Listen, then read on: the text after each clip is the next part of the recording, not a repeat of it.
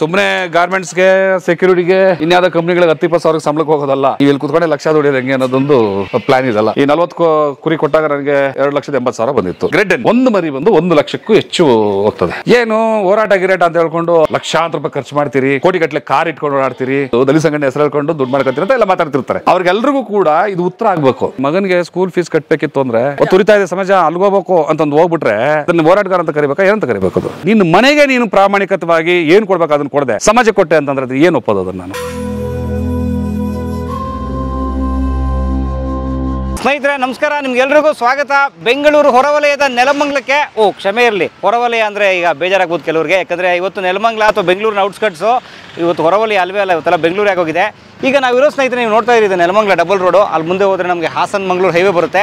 ಸ್ನೇಹಿತರೆ ಇಲ್ಲಿ ಭಾಸ್ಕರ್ ಪ್ರಸಾದ್ ಅಂತಿದ್ದಾರೆ, VR ಭಾಸ್ಕರ್ ಪ್ರಸಾದ್. ಅವರೊಬ್ಬರು ಉದ್ಯಮಿ ಸ್ನೇಹಿತರೆ. ಕಡುಬಡತನದ ಹಿನ್ನೆಲೆಯಿಂದ ಬಂದು ಬದುಕನ್ನು ಅದ್ಭುತವಾಗಿ ಕಟ್ಕೊಂಡಿರುವಂಥ ನಮ್ಮ VR ಭಾಸ್ಕರ್ ಪ್ರಸಾದ್ ಅವರ ಲೈಫ್ ಹೇಗಿದೆ, ಹೇಗೆ ನಾವು ಚೆನ್ನಾಗಿ ಬದುಕಬೇಕು, ಹೇಗೆ ನಾವು ಹಣಕಾಸು ಸಂಪಾದನೆ ಮಾಡಿ ಚೆನ್ನಾಗಿ ಬದುಕಬೇಕು ಅನ್ನೋ ಈ ಮೋಟಿವೇಶನ್ ವಿಡಿಯೋಗೆ ನಿಮ್ಗೆ ಸ್ವಾಗತ. ಬನ್ನಿ ಭಾಸ್ಕರ್ ಪ್ರಸಾದ್ ಅವರ ಲೈಫ್ನ ಕೇಳೋಣ. ಸ್ನೇಹಿತರೆ ನಾವು ಇದೇ ರಸ್ತೆಯಲ್ಲಿ ನಮ್ಮ ಲೀಲಾವತಿ ಅಮ್ಮವರ ಮನೆ ಅಂದರೆ ವಿನೋದ್ ರಾಜ್ ಸರ್ ಇಂಟರ್ವ್ಯೂ ಕೂಡ ಬಂದಿದ್ವಿ, ನಿಮಗೆ ನೆನಪಿರ್ಬೋದು ನೋಡಿ. ಇದೇ ಸರ್ಕಲ್ಲು ಮುಂದೆ ಹೋದ್ರೆ ಎಡಗಡೆ ಹೋದರೆ ಮೈಲ್ನಲ್ಲಿ ಕೂಡ ಇಲ್ಲೇ ಬರುತ್ತೆ ನಮ್ಮ ಲೀಲಾವತಿ ಅವರ ಮನೆ, ತೋಟ ಎಲ್ಲ ಇರೋ ಜಾಗ. ವಿನೋದ್ ರಾಜ್ ಅವ್ರು ಸಿಕ್ಕಿದ್ದು ಅದೇ ಜಾಗದಲ್ಲಿ ನಮಗೆ ಮೈಲ್ನಳ್ಳಿ. ಬಹುಶಃ ಇದು ಅಲ್ಲೇ ಹತ್ರ ಹೋಗ್ತಾ ಇದೆ, ನೋಡೋಣ. ಏನು ಸೃಷ್ಟಿನ ಭಗವಂತ ಅದು ಮಾಡಿದ್ದಾನೆ, ಒಂದು ತಿಳುವಳಿಕೆ ಅಂತ ಒಂದು ಕೊಟ್ಟಿರ್ತಾನೆ. ಏನು ನಮ್ಮಿಂದ ಸಾಧ್ಯನೋ ನಾವು ಸಮಾಜಕ್ಕೆ ನಾವು ಕೊಡೋಕ್ಕಾಗುತ್ತೆ, ನಾವು ಮಾಡಬೇಕು. ಸ್ನೇಹಿತರೆ ನಾವು ಬಂದ್ವಿ ಈಗ. ಇದು ನೆಲಮಂಗಲದಿಂದ ಒಳಗಡೆ ಇರೋವಂಥದ್ದು. ಇಲ್ಲೆಲ್ಲ ಹೊಸ ಬಡಾವಣೆಗಳು ರೆಡಿ ಆಗ್ತಿದ್ದಾವೆ. ಆ್ಯಂಡ್ ಅಫ್ಕೋರ್ಸ್ ನಾವು ಬಂದಿರೋದು ಬಡಾವಣೆನ ಪ್ರಮೋಷನ್ ಮಾಡೋಕ್ಕಲ್ಲ. ಇಲ್ಲಿ DSSನ ನಮ್ಮ ಭಾಸ್ಕರ್ ಪ್ರಸಾದ್ ಇದ್ದಾರೆ, ಅವ್ರು ಮಾತಾಡ್ಸೋಣ ಬಂದಿಲ್ಲ. ಅವ್ರ ಆಫೀಸ್ ಇದೆ. ಯಾವುದು ಎಲ್ಡೋ ರೋಡ್ ಇದೆ, ಬನ್ನಿ ಇಲ್ಲಿ. ಭಾಸ್ಕರ್ ಪ್ರಸಾದ್ ಅವರು ಹೇಗಿದ್ದೀರಾ ಸರ್? ಚೆನ್ನಾಗಿದೆ ಸರ್, ಥ್ಯಾಂಕ್ ಯು. ನಮ್ದೊಂದು ಟ್ರಸ್ಟ್, ಜಾಗೃತಿ ಟ್ರಸ್ಟ್ ಅಂತ. ಏನು ಮಾಡುತ್ತೆ? ಸುಮಾರು 2008 ಅದು ಸ್ಥಾಪನೆ ಆಗಿರೋಂಥದ್ದು. ಅಂದ್ರೆ ನಾವು ಈ ಹೆಣ್ಮಕ್ಳಿಗೆ ಹಲವು ತರದ್ದು ಟ್ರೈನಿಂಗ್ಗಳನ್ನ ಕಂಡಕ್ಟ್ ಮಾಡ್ತಾ ಇದ್ವಿ. ನಾವು SH ಗ್ರೂಪ್ಗಳನ್ನ ಫಾರ್ಮ್ ಮಾಡಿಸ್ತಿದ್ವಿ. ಸೆಲ್ಫ್ ಹೆಲ್ಪ್ ಗ್ರೂಪ್ಗಳನ್ನ ಮಾಡಿಸಿದ್ವಿ. ಸ್ವಸಹಾಯ ಸಂಘಗಳು, ಮತ್ತೆ ಅವ್ರಿಗೆ ಹಲವು ತರದ ಟ್ರೈನಿಂಗ್, ಉದ್ಯೋಗಕ್ಕೆ ಸಂಬಂಧಪಟ್ಟ ಟ್ರೈನಿಂಗ್ಗಳೆಲ್ಲ ಮಾಡ್ತಾ ಇದ್ವಿ ಅವಾಗೆಲ್ಲ. ಇನ್ನೊಂದು ಚೈಲ್ಡ್ ಲೇಬರ್ ಸ್ಕೂಲ್ ಕೂಡ ನಡೆಸ್ತಾ ಇದ್ವಿ. ಈ ಇಟ್ಕೆಗೂಡಲ್ಲಿ, ಮಾಂಸದ ಅಂಗಡಿಗಳಲ್ಲಿ, ಗ್ಯಾರೇಜ್ಗಳಲ್ಲೆಲ್ಲ ಮಕ್ಕಳಿಗೆ ಕೆಲಸ ಮಾಡ್ತಿರ್ತಾರಲ್ಲ, ಅವರೆಲ್ಲ ಕರ್ಕೊಂಡು, ಅದು ಗೌರ್ಮೆಂಟ್, ಸೆಂಟ್ರಲ್ ಗೌರ್ಮೆಂಟ್ ಪ್ರಾಜೆಕ್ಟ್ ಅದು. ಅವ್ರನ್ನ ತೊಗೊಂಡು ಬಂದು ಇಲ್ಲಿ ಅವ್ರಿಗೆ ವಿದ್ಯಾಭ್ಯಾಸ ಕೊಟ್ಟು, ಅವ್ರು ಇಲ್ಲೇ ರೆಸಿಡೆನ್ಷಿಯಲ್ ಸ್ಕೂಲು ಇಲ್ಲೇ ಉಳಿಸ್ಕೊಂಡು, ಮತ್ತೆ ಅವರ ವಯಸ್ಸಿಗೆ ತಕ್ಕನಾಗಿ ಅವರು ಎಜುಕೇಷನ್ ಡೆವಲಪ್ ಆಯಿತು ಅಂದಾಗ ಅವ್ರನ್ನ ಜನರಲ್ ಸ್ಕೂಲ್ಗೆ ಮಾಮೂಲಾಗಿ ಅಡ್ಮಿಷನ್ ಮಾಡಿಸಿ ಅಲ್ಲಿಂದ ಆಚೆಗೆ ಎಜುಕೇಷನ್ ಕಂಟಿನ್ಯೂ ಮಾಡ್ತಿದ್ವಿ. ಆ ರೀತಿ ನಾವು ಅಡ್ಮಿಷನ್ ಮಾಡಿಸಿರೋಂಥ ಮಕ್ಕಳುಗಳಲ್ಲಿ ಇವತ್ತು ತುಂಬ ಜನ ಕಾಂಪಿಟೇಟಿವ್ ಎಕ್ಸಾಮ್ ಬರೀತಾ ಇದ್ದಾರೆ. ಲೈಕ್ UPSC KPSC ಬರೀತಾ ಇದ್ದಾರೆ. ಈಗ ತುಂಬ ಜನ ಇದ್ದಾರೆ ಆ ಥರದವರು. SLC ಪಾಸಾಗಿ, PUC ಪಾಸಾಗಿ ಕೆಲಸಗಳು ನೋಡಿಕೊಂಡಿರೋದು. ಮತ್ತು ಆ ಮಕ್ಕಳೆಲ್ಲ ಯಾರು ಅಂತ ನೀವು ನೋಡಿದ್ರೆ ಭಾಳ ಆಶ್ಚರ್ಯ ಬಿದ್ದುಬಿಡ್ತೀರಿ ನೀವು. ಈ ಉತ್ತರ ಕರ್ನಾಟಕದಿಂದ ಮತ್ತು ಉತ್ತರ ಭಾರತದಿಂದ ಇಲ್ಲೆಲ್ಲ ಬಂದು ಜೀತಿಕ್ಕಿದ್ದವ್ರು ಇಟ್ಕೆಗೂಡುಗಳಲ್ಲಿ. ಈಗ ಇಟ್ಕೆಗೂಡುಗಳು ಕಮ್ಮಿ ಆಗಿದ್ದಾವೆ, ಆಗ ಹಲವು ಇಟ್ಕೆಗೂಡುಗಳಿತ್ತು. ಈಗ ನೀವು ಇಲ್ಲಿ ಮುಂದೆ ಬರ್ತಾ ದಾರಿಯಲ್ಲಿ ಕಾಣಿಸಿದ್ರೆ ಕೆರೆ ಎಲ್ಲ ಇದೆ ನಿಮ್ಮದು. ಕನೇಗೌಡನಹಳ್ಳಿ ಕೆರೆ, ಇಸ್ಲಾಂಪುರದ ಕೆರೆ, ಮತ್ತು ನೆಲಮಂಗಲದ ಕೆರೆ ಎಲ್ಲ ಇದೆ. ಆ ಕೆರೆಗಳೆಲ್ಲ ಇಟ್ಕೆಗೂಡಿತ್ತು. ಭಾಳ ಅಷ್ಟು ಜೀವನಗಳು ಅವ್ರಿಗೆ. ಈ ಇಟ್ಕೆಗೂಡು ನಡಿ ಮುಗೀತು ಅಂತಂದ್ರೆ ಮತ್ತೆ ಇನ್ನೊಂದು ಇಟ್ಕೆಗೂಡು ಇಲ್ಲಿಗೆ ಶಿಫ್ಟ್ ಆಗಬೇಕಿತ್ತು. ಅಂಥ ಮಕ್ಕಳುಗಳನ್ನ ಕರ್ಕೊಂಡು ಬಂದು ಅವ್ರ ಅಪ್ಪ ಅಮ್ಮನಿಗೆ ಹೇಳಿ ನಾವು ಅವಾಗ ವಾರಕ್ಕೊಂದ್ಸರಿ, ತಿಂಗಳಿಗೊಂದ್ಸರಿ ಬಂದು ನೋಡ್ಕೊಂಡು ಹೋಗೋ ಥರ ಮಾಡಿದ್ವಿ. ಮತ್ತು ಇಲ್ಲೇ ಲೋಕಲ್ ಇರೋದು ಮಕ್ಕಳುಗಳು ಅತಿ ಹೆಚ್ಚಾಗಿ ಇದು ಗ್ಯಾರೇಜ್ಗಳಲ್ಲಿ ಮತ್ತು ಮಾಂಸದ ಅಂಗಡಿಗಳಲ್ಲಿ, ಕೋಳಿ ಅಂಗಡಿಗಳಲ್ಲಿ ಕೆಲಸ ಮಾಡೋರು. ಒಂಥರ ಈ ಜೀತಾನೆ ಅಕ್ಷರಶಃ. ಹೌದೌದು. ಆಗ ನಮಗೆ ಅವ್ರನ್ನ ಮಕ್ಕಳನ್ನ ಕರ್ಕೊಂಬರೋ ಜೊತೆಯಲ್ಲಿ ಯಾರು ಕೆಲಸ ಮಾಡಿಸ್ಕೊಳ್ತಿರ್ತಾರಲ್ಲ, ಆ ಕೆಲಸ ಮಾಡಿಸ್ಕೊಳ್ಳೋರ ಮೇಲೆ ಕೇಸ್ ಹಾಕೋದಕ್ಕೆ ಅವಕಾಶ ಇತ್ತು. ನಾವೇ ಅದನ್ನು ಪೊಲೀಸ್ನವ್ರನ್ನ ಮತ್ತು ಲೇಬರ್ ಡಿಪಾರ್ಟ್ಮೆಂಟ್ ಇನ್ಸ್ಪೆಕ್ಟರ್ನ ಇವ್ರನ್ನೆಲ್ಲ ಜೊತೆಲಿ ಕರ್ಕೊಂಡೋಗಿ ಅವ್ರನ್ನ ಮಕ್ಕಳನ್ನ ರೆಸ್ಕ್ಯೂ ಮಾಡಿ ಮತ್ತು ಅವ್ರ ಮೇಲೆ ಕೇಸ್ ಹಾಕ್ಸ್ತಿದ್ವಿ. ನಾವೇ ಅದು ರಿಪೋರ್ಟ್ ಮಾಡ್ತಾಯಿದ್ವಿ. ಪೊಲೀಸ್ನವ್ರು FIR ಮಾಡೋರು. ಆಗ 2 ವರ್ಷ ಜೈಲು, 20,000 ದಂಡ ಎಲ್ಲ ಇತ್ತು ಅವಾಗ. ಸೊ ಆ ಕಾರಣಕ್ಕೆ ಇಲ್ಲಿ ಸ್ಕೂಲ್ಗಳೆಲ್ಲ ನಡೆಸ್ತಾ ಇದ್ವಿ ನಾವು. ಆಗ ತಗೊಂಡಂಥ ಜಾಗ ಇದು. ಎಷ್ಟು ಇದು? 1 ಎಕರೆ? ಇದು ಸುಮಾರು 10 ಗುಂಟೆ. 1 ಎಕರೆ ಇಲ್ಲ, ಇದು 10 ಗುಂಟೆ. 4 ಎಕರೆ ಜಮೀನು ಇದೆ. ಹೌದು.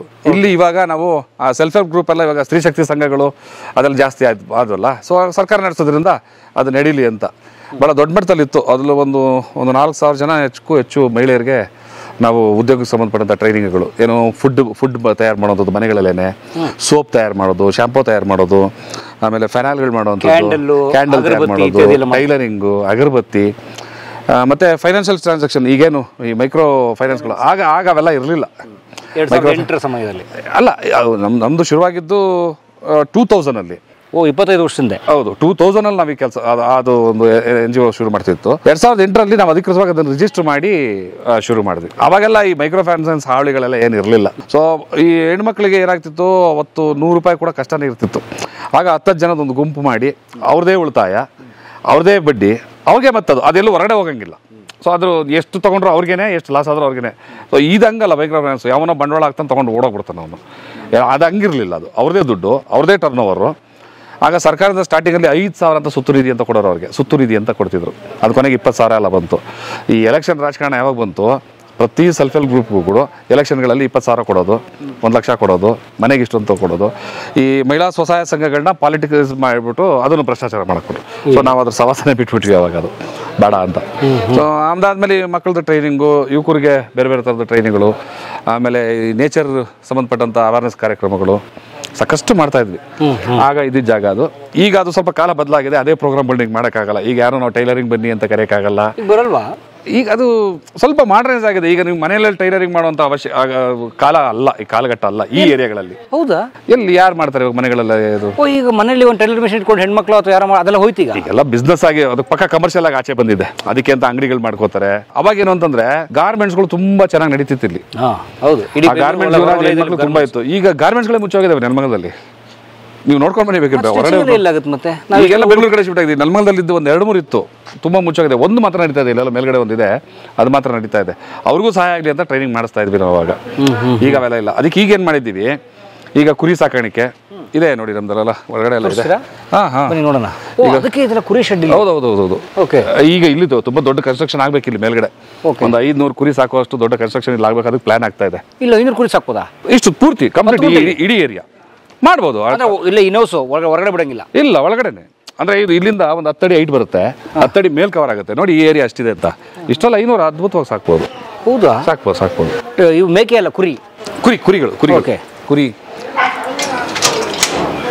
ಈ ಮೊನ್ನೆ ಎಲ್ಲ ಒಂದು ಸೆಟ್ ಪೂರ್ತಿ ಇತ್ತು, ಕೊಟ್ಬಿಟ್ಟೆ. ಅಂದ್ರೆ ಹೊಸ ತರ್ತಾ ಇರ್ಬೇಕಾಗ್ತದೆ. ಈಗ 2 ಮಾತ್ರ ಚಿಕ್ಕದಾಗಿದೆ ಇದು ಮೇಕೆಗಳು. ಇಲ್ಲಿ ಒಂದು ಅಕಾಡೆಮಿ ತರ ಒಟ್ಟು. ಹೌದು, ಮೇಕೆ ಕುರಿಗಳು ಸಾಕಾಣಿಕೆ ಹೇಗೆ, ಮತ್ತೆ ಇದು ಸುಮ್ಮನೆ ನಮ್ಮ ಇಲ್ಲಿ ಹಾವಿಗೆ ಬರದೇ ಇರಲಿ ಅನ್ನೋ ಕಾರಣಕ್ಕೆ ಇದು ಸಾಕಿರುವಂಥದ್ದು. ಹಾವು ತಿನ್ಬಿಡ್ತಾವ? ಹೌದೌದು, ಬಿಡುದಿಲ್ಲ ಇದು. ಹಾವು ಹೊಡೆದಾಕ್ಬಿಡ್ತದೆ ಇದು. ಈ ಕೋಳಿಗಳು? ಹೌದು. ಹಾವು ಇದು ಕಚ್ಚಲ್ಲ? ಸಾಧ್ಯನೇ ಇಲ್ಲ, ಇದು ಹೊಡೆದಾಕ್ಬಿಡ್ತದೆ ಎಂತ ಹಾವಿದ್ರು ಕೂಡ. ನಾಗರಾವ್ ಬಂದ್ರು? ಇಲ್ಲ, ನಾಗರಾವ್ನು ಬಿಡಲ್ಲ, ಯಾವುದು ಬಿಡಲ್ಲ. ಇದು ಟರ್ಕಿ ಕೋಳಿಗಳು ಅಂತ ಬಹಳ ಸ್ಟ್ರೆಂತ್ ಇದೆ ಅದು. ಇಲ್ಲಿ ಜನಸಂದಣಿ ಇಲ್ಲಲ್ಲ, ತುಂಬಾ ಹಾವುಗಳೆಲ್ಲ ಬಂದ್ಬಿಡೋ ಚಾನ್ಸಸ್ ಇದೆ. ಸೊ ಹಂಗಾಗಿ 2 ಸಾಕಿದೀವಿ. ಹೊರಗಡೆ ಬಿಡ್ತೀವಿ ನಾ ರಾತ್ರಿ ಹೊತ್ತು. ಹಾವಿಗೆ ಅದ್ದದ್ದು ಇಂಥದ್ದು ಬಂತಂದ್ರೆ ಬಿಡೋದಿಲ್ಲ ಅದು. ಮತ್ತೆ ಇಲ್ಲಿ ಕುರಿ ಕೋಳಿ ಜನ ಎಲ್ಲ ಇದ್ರ ಮಕ್ಳಿದಾರೆ ಇಲ್ಲಿ, ಏನೋ ಸಮಸ್ಯೆ ಆಗ್ಬಾರ್ದಲ್ವಾ, ಆ ಕಾರಣಕ್ಕೆ. ಈಗ ಮೊನ್ನೆ ಇದು ನಾವು ಮುಂಚೆ ಕಡಕ್ನಾಥ್ ಕೋಳಿಗಳು, ಗೊತ್ತಲ್ಲ, ಕಪ್ಪು ಕಲರ್, ತುಂಬಾ ಕಾಸ್ಟ್ಲಿಯಸ್ಟ್ ಕೋಳಿ. ಅದರಲ್ಲಿ ₹800 kg ಇರುತ್ತದು. ಆ ಕಡಕ್ನಾಥ್ ಕೋಳಿಗಳು ಸಾಕಿದ್ವಿ. ಈ ಬಿಸಿಲಲ್ಲಿ ಅದು ಸ್ವಲ್ಪ ಸಮಸ್ಯೆ, ಅದು ಓವರ್ ಹೀಟು, ಈ ಬಿಸಿಲಲ್ಲಿ ಹೀಟು. ಆ ಕಾರಣಕ್ಕೆ ಇವಾಗ ಚೇಂಜ್ ಮಾಡಿ ಕಂಪ್ಲೀಟ್ ನಾಟಿ ಕೋಳಿಗಳು. ಏನಿದೆಯಲ್ಲ ಇದು ಕಲರು, ಈ ಕಲರ್ ನಾಟಿ ಕೋಳಿಗಳು. ಇವೆಲ್ಲ ನಾಟಿನಾ? ನಾಟಿ ಲವಕ್ಕೆ ಹಿಡ್ಕೊಂಬಿಟ್ಟೆ, ಕ್ಯಾಚ್ ಹಾಕೊಂಬಿಟ್ಟೆ. ನಾಟಿ ಕೋಳಿ ಅದೆಲ್ಲ ವೈಟ್ ಇದೆಲ್ಲ, ಅದೆಲ್ಲ ರಾಣಿ ಬಾಯ್ಲರ್ ಅಂತ. ರಾಣಿ ಬಾಯ್ಲರ್ ಈ ಮಾಮೂಲಿ ಅಂಗಡಿ ಇದೆಯಲ್ಲ ಆ ಬಾಯ್ಲರ್ ಅಲ್ಲ ಇದು. ಪಕ್ಕಾ ನಾಟಿ ತರಾನೇ ಇರುತ್ತೆ, ಬಟ್ ಅದು ರಾಣಿ ಬಾಯ್ಲರು. ಅದನ್ನ ಮೊಟ್ಟೆಗೋಸ್ಕರ ಉಪಯೋಗಿಸೋದು. ಇದೊಂಥರ ನಾಟಿಗೂ ಬಾಯ್ಲರ್ಗೂ ಸೆಂಟ್ರಲ್ ಇದೆ. ಹೌದು, ಸೆಂಟ್ರಲ್ಲಿ ಮೊಟ್ಟೆ, ಅದ್ಭುತ ಮೊಟ್ಟೆ. 3 ತಿಂಗಳು ಆಗ್ತಿದ್ದಂಗೆ ಅದು ಮೊಟ್ಟೆ ಶುರುವಾಗ್ತದೆ. ಲೈಫ್ ಟೈಮ್ ಮೊಟ್ಟೆ ಕೊಡ್ತವೆ ಅವು. ಲೈಫ್ ಟೈಮ್ ಮೊಟ್ಟೆ ಕೊಡ್ತವೆ. ಡೈಲಿ ಬರ್ತದೆ ಅದು. ಅದಿದೆ. ಇನ್ನು ಇಲ್ಲಿ ನಮ್ದಿಲ್ಲಿ ಒಂದು ಪ್ರೋಗ್ರಾಮ್ ಅಲ್ಲ, ಇಲ್ಲಿ ಕೆಲಸ ಅಲ್ಲ, ಬೇರೆ ಈ ಥರದ್ದೆಲ್ಲ ಯುವಕರಿಗೆ. ಸುಮ್ಮನೆ ಗಾರ್ಮೆಂಟ್ಸ್ಗೆ, ಸೆಕ್ಯೂರಿಟಿಗೆ, ಇನ್ಯಾವುದೋ ಕಂಪ್ನಿಗಳಿಗೆ 10-20 ಸಂಬಳಕ್ಕೆ ಹೋಗೋದಲ್ಲ. ನೀವು ಇಲ್ಲಿ ಕುತ್ಕೊಂಡೆ ಲಕ್ಷ ದುಡಿಯೋದು ಹೆಂಗೆ ಅನ್ನೋದೊಂದು ಪ್ಲಾನ್ ಇದಲ್ಲ. ಕೋಳಿ ಸಾಕೊಳ್ಳೋದು, ಮೇಕೆ ಸಾಕೊಳ್ಳೋದು, ಇಷ್ಟೇ ಜಾಗದಲ್ಲಿ. ಏನು ದೊಡ್ಡ ಎಕರೆಗಟ್ಟಲೆ ಜಾಗ ಬೇಕಾಗಿಲ್ಲ. ಈ ಥರದ್ದು ಫಾರ್ಮಿಂಗ್ ಮಾಡೋಕ್ಕೆ ತುಂಬ ದೊಡ್ಡ ಜಾಗ ಬೇಡ. ಏನಿಗೆ ಬೇಕಾಗಿಲ್ಲ. ಇಲ್ಲೊಂದಷ್ಟು ಕೋಳಿಗಳು, ಪಕ್ಕ ನಾಟಿ ಕೋಳಿಗಳು. ಈಗ ಇದು ಸೇರಿ 300 ಕೋಳಿ ಇದೆ. ಜಸ್ಟ್ ಈ 2 ಶೆಡ್ ಅಲ್ಲಿ. ಹೌದು, ಇದೊಂದು 150, ಅದೊಂದು 150. ಇದೊಂದು 10x10, ಅದೊಂದು 10x10. ಇಲ್ಲ, 10 ಇಲ್ಲ, ಇದು 12 ಇದೆ. ಆಮೇಲೆ ಇನ್ನೂ 4-5 ಇದೆಯಲ್ಲ, ದೊಡ್ಡದಾಗ್ತಾ ಶಿಫ್ಟ್ ಮಾಡ್ತೀವಿ. ಅಲ್ಲ ನಾನು ಹೇಳೋದು, ಈಗ ಉದಾಹರಣೆಗೆ ಅಷ್ಟು ಸೇರಿಸಿ 1 ಗುಂಟೆ ಜಾಗ, 1 ಗುಂಟೆ ಜಾಗದಲ್ಲಿ 300 ಕೋಳಿ ಇವೆ. ಚಿಕ್ಕದಿದು ಇದು ದೊಡ್ಡದಾದ್ರೆ ಈ ಜಾಗ ಸಾಲಲ್ಲ. ಇದು ಡಬಲ್ ಮತ್ತೆ ಇನ್ನೂ ಇದೆಯಲ್ಲ ಆ ಕಡೆಗೆ ಇದೆಯಲ್ಲ ಅಲ್ಲಿ ಶಿಫ್ಟ್ ಮಾಡಿ ಅಲ್ಲಿ ಶಿಫ್ಟ್ ಮಾಡಿ. ಈಗ 300 ಕೋಳಿ ಸಾಕಿದ್ರೆ ಆದಾಯ ಖಂಡಿತವಾಗ್ಲೂ ಇದೆ. ಏನು ಆದಾಯ ಇದೆ? ಈಗ ಇದು ನಾಟಿ ಕೋಳಿ ಇದೆಯಲ್ಲ, ನಾವು ಇದನ್ನ ತಗೊಂಡೋಗಿ ನೆಲಮಂಗಲದಲ್ಲಿ ಶುಕ್ರವಾರ ಸಂತೆ ನಡೀತದೆ ಅಂತ ಇಟ್ಕೊಳ್ಳಿ. ನಮ್ಮ ಕೆಲಸದವ್ರು ತಗೊಂಡು ಹೋಗ್ತಾರೆ. 1.5 kg 1.25 kg 2 kg ವರೆಗೂ ಕೂಡ ನಾಟಿ ಕೋಳಿ ಬರ್ತದೆ ಅಂತ ಇಟ್ಕೊಳ್ಳಿ. ತುಂಬಾ ಕಮ್ಮಿ ಹೋಗ್ತದೆ ಅಂತಂದ್ರೆ 600 ರೂಪಾಯಿಂದ 800 ರೂಪಾಯಿವರೆಗೂ ಹೋಗ್ತದೆ. 1.5 kg ಮೇಲೆ ಇರ್ತದಲ್ಲ, ಕೆಜಿನೇ 450 ರೂಪಾಯಿ 500 ರೂಪಾಯಿ ಮಾಡ್ತಾರೆ. ನಾಟಿ ಫುಲ್ ಡಿಮ್ಯಾಂಡ್ ಇದೆ. ಆಮೇಲೆ ಇದು ಒರಿಜಿನಲ್ ನಾಟಿ. ಇದು ಯಾವ್ದೋ ತಮಿಳ್ನಾಡು ಮಿಕ್ಸ್ ಅದೇನೇನೋ ಬರ್ತದಲ್ಲ ಆ ತರದ ಯಾವ್ದೋ ಅಲ್ಲ, ಕಳಪೆ ಅಲ್ಲ, ಪಕ್ಕ ಲೋಕಲ್. 600 ರೂಪಾಯಿ 700 ರೂಪಾಯಿ 800 ರೂಪಾಯಿವರೆಗೂ ಹೋಗ್ತದೆ. ಇದೊಂದು ಲೆಕ್ಕ 300 ಇದೆ, ಲೆಕ್ಕ ಹಾಕೊಳ್ಳಿ ಎಷ್ಟು ದುಡ್ಡು ಆಗ್ತದೆ. ಇದನ್ನ ನಾವು ಎಷ್ಟು ತಿಂಗಳಲ್ಲಿ ದುಡಿಬೇಕು? 4-5 ತಿಂಗಳಲ್ಲಿ ಬರ್ತವೆ ಇವು. ಸೊ 5 ತಿಂಗಳಲ್ಲಿ 2 kg ಬೆಳೆದ್ಬಿಡುತ್ತೆ. ಇಲ್ಲ ನಾವು ಫುಡ್ ಹಾಕೋದ್ರ ಮೇಲೆ ಅದು ಒಳ್ಳೆ ಅದಕ್ಕೆ ಅಂತ ಬೇಕಾದ ನೀವು ಸುಮ್ಮನೆ ಮೇಯ್ಕೊಂಡು ರೋಡಲ್ಲಿ ಬಿಟ್ಬಿಟ್ರೆ ಅದು 1 ವರ್ಷ 1.5 ವರ್ಷ ಬೇಕು. ಇಲ್ಲಿ ಅದಕ್ಕೆ ಬೆಳೆಸೋದಕ್ಕೆ ಬೇಕಾಗಿರೋದು ಫುಡ್ಗಳಿದಾವಲ್ಲ. ಡಾಕ್ಟ್ರು ಈಗ ಇವತ್ತು ಬಂದು ಎಲ್ಲ ಕೂಡ ಇಂಜೆಕ್ಷನ್ ಮಾಡೋಗಿದ್ದಾರೆ, ರೋಗ ಬರದೇ ಇರೋ, ಯಾಕಂದ್ರೆ ಬಿಸಿಲು ಜಾಸ್ತಿ ಆಗ್ತಾ ಇದೆ ಅಂತ ಇಂಜೆಕ್ಷನ್ ಮಾಡೋಗಿದ್ದಾರೆ. ಅವ್ರಿಗೆ ಪರ್ಟಿಕ್ಯುಲರ್ ಕೆಲವು ಫುಡ್ಗಳು ಹೇಳಿದ್ದಾರೆ. ಈಗ ಅದನ್ನ ಮೇಂಟೈನ್ ಮಾಡಿದ್ರೆ 6 ತಿಂಗಳೊಳಗಡೆ ಅದ್ಭುತವಾಗಿ ಬರ್ತವೆ. ಸೊ 6 ತಿಂಗಳು ಇಟ್ಕೊಳ್ಳಿ, ಬರ್ತದೆ. ಮರಿಯಿಂದ 2 kg 6 ತಿಂಗಳು. ಸೊ ಈಗ ಮರಿ ತರಕ್ಕೆ ಎಷ್ಟು ಖರ್ಚು, ಬೆಳೆಸಕ್ಕೆ ಎಷ್ಟು ಖರ್ಚು ಟೋಟಲ್? 300 ಕೋಳಿ ಲೆಕ್ಕ ಹೇಳಿದ್ರೆ ಈಗ ಹೆಸರುಘಟ್ಟದಿಂದ ನೀವು ತಂದ್ರೆ ಇಲ್ಲೇ ಹತ್ರದ ನಮ್ಗೆ ಹೆಸರುಘಟ್ಟ ಅಲ್ಲಿ ನಾಟಿ ಮರಿ ಸಿಗ್ತದೆ, ನಾಟಿ ಮರಿಗಳು ಸಿಗ್ತದೆ. ಮತ್ತೆ ಅವ್ರದ್ದು ಕೆಲವು ಹೈಬ್ರಿಡ್ಗಳು ಸಿಗ್ತದೆ, ನಾಟಿ ತರದ್ದೇ ಸಿಗ್ತದೆ. ಬಟ್ ಇದನ್ನ ನಾವು ಈ ಹಳ್ಳಿಗಳ ಮೇಲೆ ತಗೊಂಡ್ ಬಂದು ಇಡೋಂತ ಒಬ್ರು ಇದಾರೆ ಇಲ್ಲಿ ನಮ್ಗೆ. ಅವರಿಂದ ನಮ್ಗೆ ಇಲ್ಲಿ ಜೊತೆನ ಬಂದು ಅವರು 150 ರೂಪಾಯಿಗೆ ಅಷ್ಟು ಕೊಡ್ತಾರೆ. ಒಂದು ಜೊತೆ ಬಂದು 150 ರೂಪಾಯಿ ಕೊಡ್ತಾರೆ. ಇದು ಅದೇ ಜೊತೆ ನಿಮ್ಗೊಂದು 6 ತಿಂಗಳ ನಂತರ ಒಂದು 3 kg ವರೆಗೂ ಬರ್ತದೆ ಅಂತ ಇಟ್ಕೊಳ್ಳಿ. 1.5 ಹಿಂಗೆ 2 kg 3 kg ಬರ್ತದೆ. ನೀವು 600 ರೂಪಾಯಿ ಕೊಟ್ಟರು ಕೂಡ ಬೇಡ, 500 ರೂಪಾಯಿ ಕೊಟ್ಟರು ಕೂಡ 1000 ರೂಪಾಯಿ. ಅದು 1000 ರೂಪಾಯಿ ಆಯ್ತು. ಇನ್ವೆಸ್ಟ್ಮೆಂಟ್ 150 ರೂಪಾಯಿ, ಇನ್ವೆಸ್ಟ್ಮೆಂಟ್ 150 ರೂಪಾಯಿ. ಮತ್ತೆ ನೀವು ಹಾಕೋದೇನು ಅದಕ್ಕೆ? ಅದು ಕೋಳಿದೆ ಒಂದು ಕೆಲವು ಫೀಡ್ಸ್ ಬರ್ತದೆ, ಕಂಪನಿ ಫೀಡ್ಸ್ ಬರ್ತದೆ. ರಾಗಿ ಹಾಕ್ತಿರಿ, ಜೋಳ ಹಾಕ್ತಿರಿ, ಒಟ್ಟು ಹಾಕ್ತಿರಿ ಅಷ್ಟೇ. ಅದನ್ನ ಬಿಟ್ಟಿರುವ ಎಕ್ಸ್ಟ್ರಾ ಏನು ಹಾಕುವಂಥದ್ದೇನಲ್ಲ. ನೀರು ಇಡ್ತೀರಿ, ಚೆನ್ನಾಗಿ ನೋಡ್ಕೋಬೇಕು. ಸೊ 150 ರೂಪಾಯಿ ಒಂದು ಜೋಡಿಗೆ ಇನ್ವೆಸ್ಟ್ಮೆಂಟ್, ಪ್ಲಸ್ ಇನ್ನು 100 ರೂಪಾಯಿ ಬರುತ್ತೆ ಖರ್ಚು, ಫುಡ್ಗೆಲ್ಲ ಸೇರಿ ಅಥವಾ ಇನ್ನು 200 ಅಷ್ಟೇ. ಅದಕ್ಕಿಂತ ಏನು ಜಾಸ್ತಿ ಬರಲ್ಲ. ಸೊ ಈ ಒಂದು ಜೋಡಿಗೆ 250 ರೂಪಾಯಿ, ಬಟ್ ಬರೋದು ಈ ಕಡೆ 1000 ರೂಪಾಯಿ ಬರ್ತದೆ. ಅಲ್ಲಿ ಒಂದು 700 ರೂಪಾಯಿ ಮಿನಿಮಮ್ ಆದ್ರೂ ನೆಟ್ ಬೇಡ, 500 ರೂಪಾಯಿ ಸಿಗ್ಲಿ ಬಿಡಿ. 20,000 ರೂಪಾಯಿಗೆ ಊರ್ ಬಿಟ್ಟು ಎಲ್ಲೋ ಬಂದು ಇಲ್ಲೆಲ್ಲ ರೂಮ್ ಮಾಡ್ಕೊಂಡಿದ್ದು ಅವ್ನ ಕೈಲಿ ಬೈಸ್ಕೊಂಡು ಇಡೀ ತಿಂಗಳು ಕೆಲಸ ಮಾಡ್ಕೊಂಡು ಕೊನೆಗೆ ಅವ್ನಿಗೆ ಎಷ್ಟು ಉಳಿತದೆ? 6 ತಿಂಗಳು ಯಾರು ಸವಾಸ ಬೇಡ. ಮತ್ತೆ ಇದೊಂದೇ ಮಾಡೋದಲ್ಲ ನಾನು ಹೇಳ್ತಾ ಇರೋದು. ಇದು ಉಪ ಅಂತಲ್ಲ, ಎಲ್ಲವೂ ಮೇನೆ. ಆದ್ರೆ ಎಲ್ಲವೂ ಕೂಡ ವಿಭಾಗ. ಇದೊಂದನ್ನೇ ಮಾಡ್ಕೊಂಡು ಕೂತ್ಕೊಂಡ್ರೆ ಏನ್ ಉದ್ದಾರ ಆಗಕ್ಕಾಗಲ್ಲ. ಈಗ ನಾವೇನ್ ಮಾಡಿದ್ವಿ, ಒಂದು 4 ಮೇಕೆ ಒಬ್ಬೊಬ್ರಿಗೆ ಹೇಳ್ತಾ ಇರೋದು ನಾನು. ಇಲ್ಲಿ ಮೊನ್ನೆ ನಾನು ಒಂದು 40 ಕುರಿಗಳಿಟ್ಟಿದ್ದೆ. ಈಗ ಮೊನ್ನೆ ಬ್ಯಾಚ್ ಕ್ಲಿಯರ್ ಆಯ್ತು, ಒಳ್ಳೆ 40-42 kg ಬಂದಿತ್ತು. ಎಲ್ಲವೂ ಕೂಡ ಎಲ್ಲವೂ ಕೊಟ್ಟಿದ್ದಾಯ್ತು. ಅದು ತೂಕದ ಲೆಕ್ಕ ತೊಗೊಂಡೋಗ್ತಾರೆ, ಹೋಲ್ಸೇಲ್ ಆಗಿ ತೊಗೊಂಡೋಗ್ತಾರೆ. ಈ 40 ಕುರಿ ಕೊಟ್ಟಾಗ ನನಗೆ 2,80,000 ಬಂದಿತ್ತು. 40 ಕುರಿಗಳಿಗೆ 280 ಬಂದಿತ್ತು. ಎಷ್ಟು ತಿಂಗಳು ಸಾಕಿದ್ರಿ? ಅದೊಂದು ನನ್ಗೆ ಮ್ಯಾಕ್ಸಿಮಮ್ ಅಂದ್ರೆ ಒಂದು 8-10 ತಿಂಗಳು ಸಾಕಿದ್ದೆ. 8 ತಿಂಗಳು ಸಾಕಿದ್ದೆ. ಸೊ ಪರವಾಗಿಲ್ಲ, ಸರಿಯಾಗಿತ್ತು. ಎಷ್ಟು ಖರ್ಚು ಮಾಡಿದ್ರೆ ಅದಕ್ಕೆ ಇನ್ವೆಸ್ಟ್ಮೆಂಟ್? ಅದಕ್ಕೆ ಮರಿ ತರಕ್ಕೆ ಆಗಿತ್ತು. ಅದು ಮರಿ ತರುವಾಗ ನನಗೆ ಒಂದು 1 ಲಕ್ಷ ಚಿಲ್ಲರೆ ಎಷ್ಟು ಬಿದ್ದಿತ್ತು. ಪಟ್ಟಿಗೆ 1 ಲಕ್ಷ ಸಮಥಿಂಗ್ ಬಿದ್ದಿತ್ತು. 280 ಕೊಟ್ಟಿದ್ದೀವಿ. ಅಲ್ಲಿವರೆಗೂ ಸಾಕು. ಅಷ್ಟೊತ್ತಿಗೆ ಇಲ್ಲಿ ಹುಲ್ಲು, ಅದು ಜೋಳದ ಕಡ್ಡಿ, ಮತ್ತೆ ಅದಕ್ಕೆ ಅಂತ ಕೆಲವು ಫೀಡ್ಸ್ಗಳಿದಾವೆ. ಆ ಫೀಡ್ಸು ಮತ್ತೆ ಮಾಮೂಲಿ ಒಣ ಹುಲ್ಲು ಇಲ್ಲ ಇದೆಯಲ್ಲ ನೋಡಿ, ರಾಗಿ ಹುಲ್ಲು, ಆಮೇಲೆ ಹಿಂಡಿ, ಚಕ್ಕೆಪುಸ, ಮತ್ತೆ ಹುಳ್ಳಿಕಾಳು, ಎಲ್ಲೋ ಅದಕ್ಕೆ ಏನೇನು ಬೇಕೋ ಅದೆಲ್ಲ ಮಿಕ್ಸ್ ಮಾಡಿ ಕೊಡ್ತೀವಿ.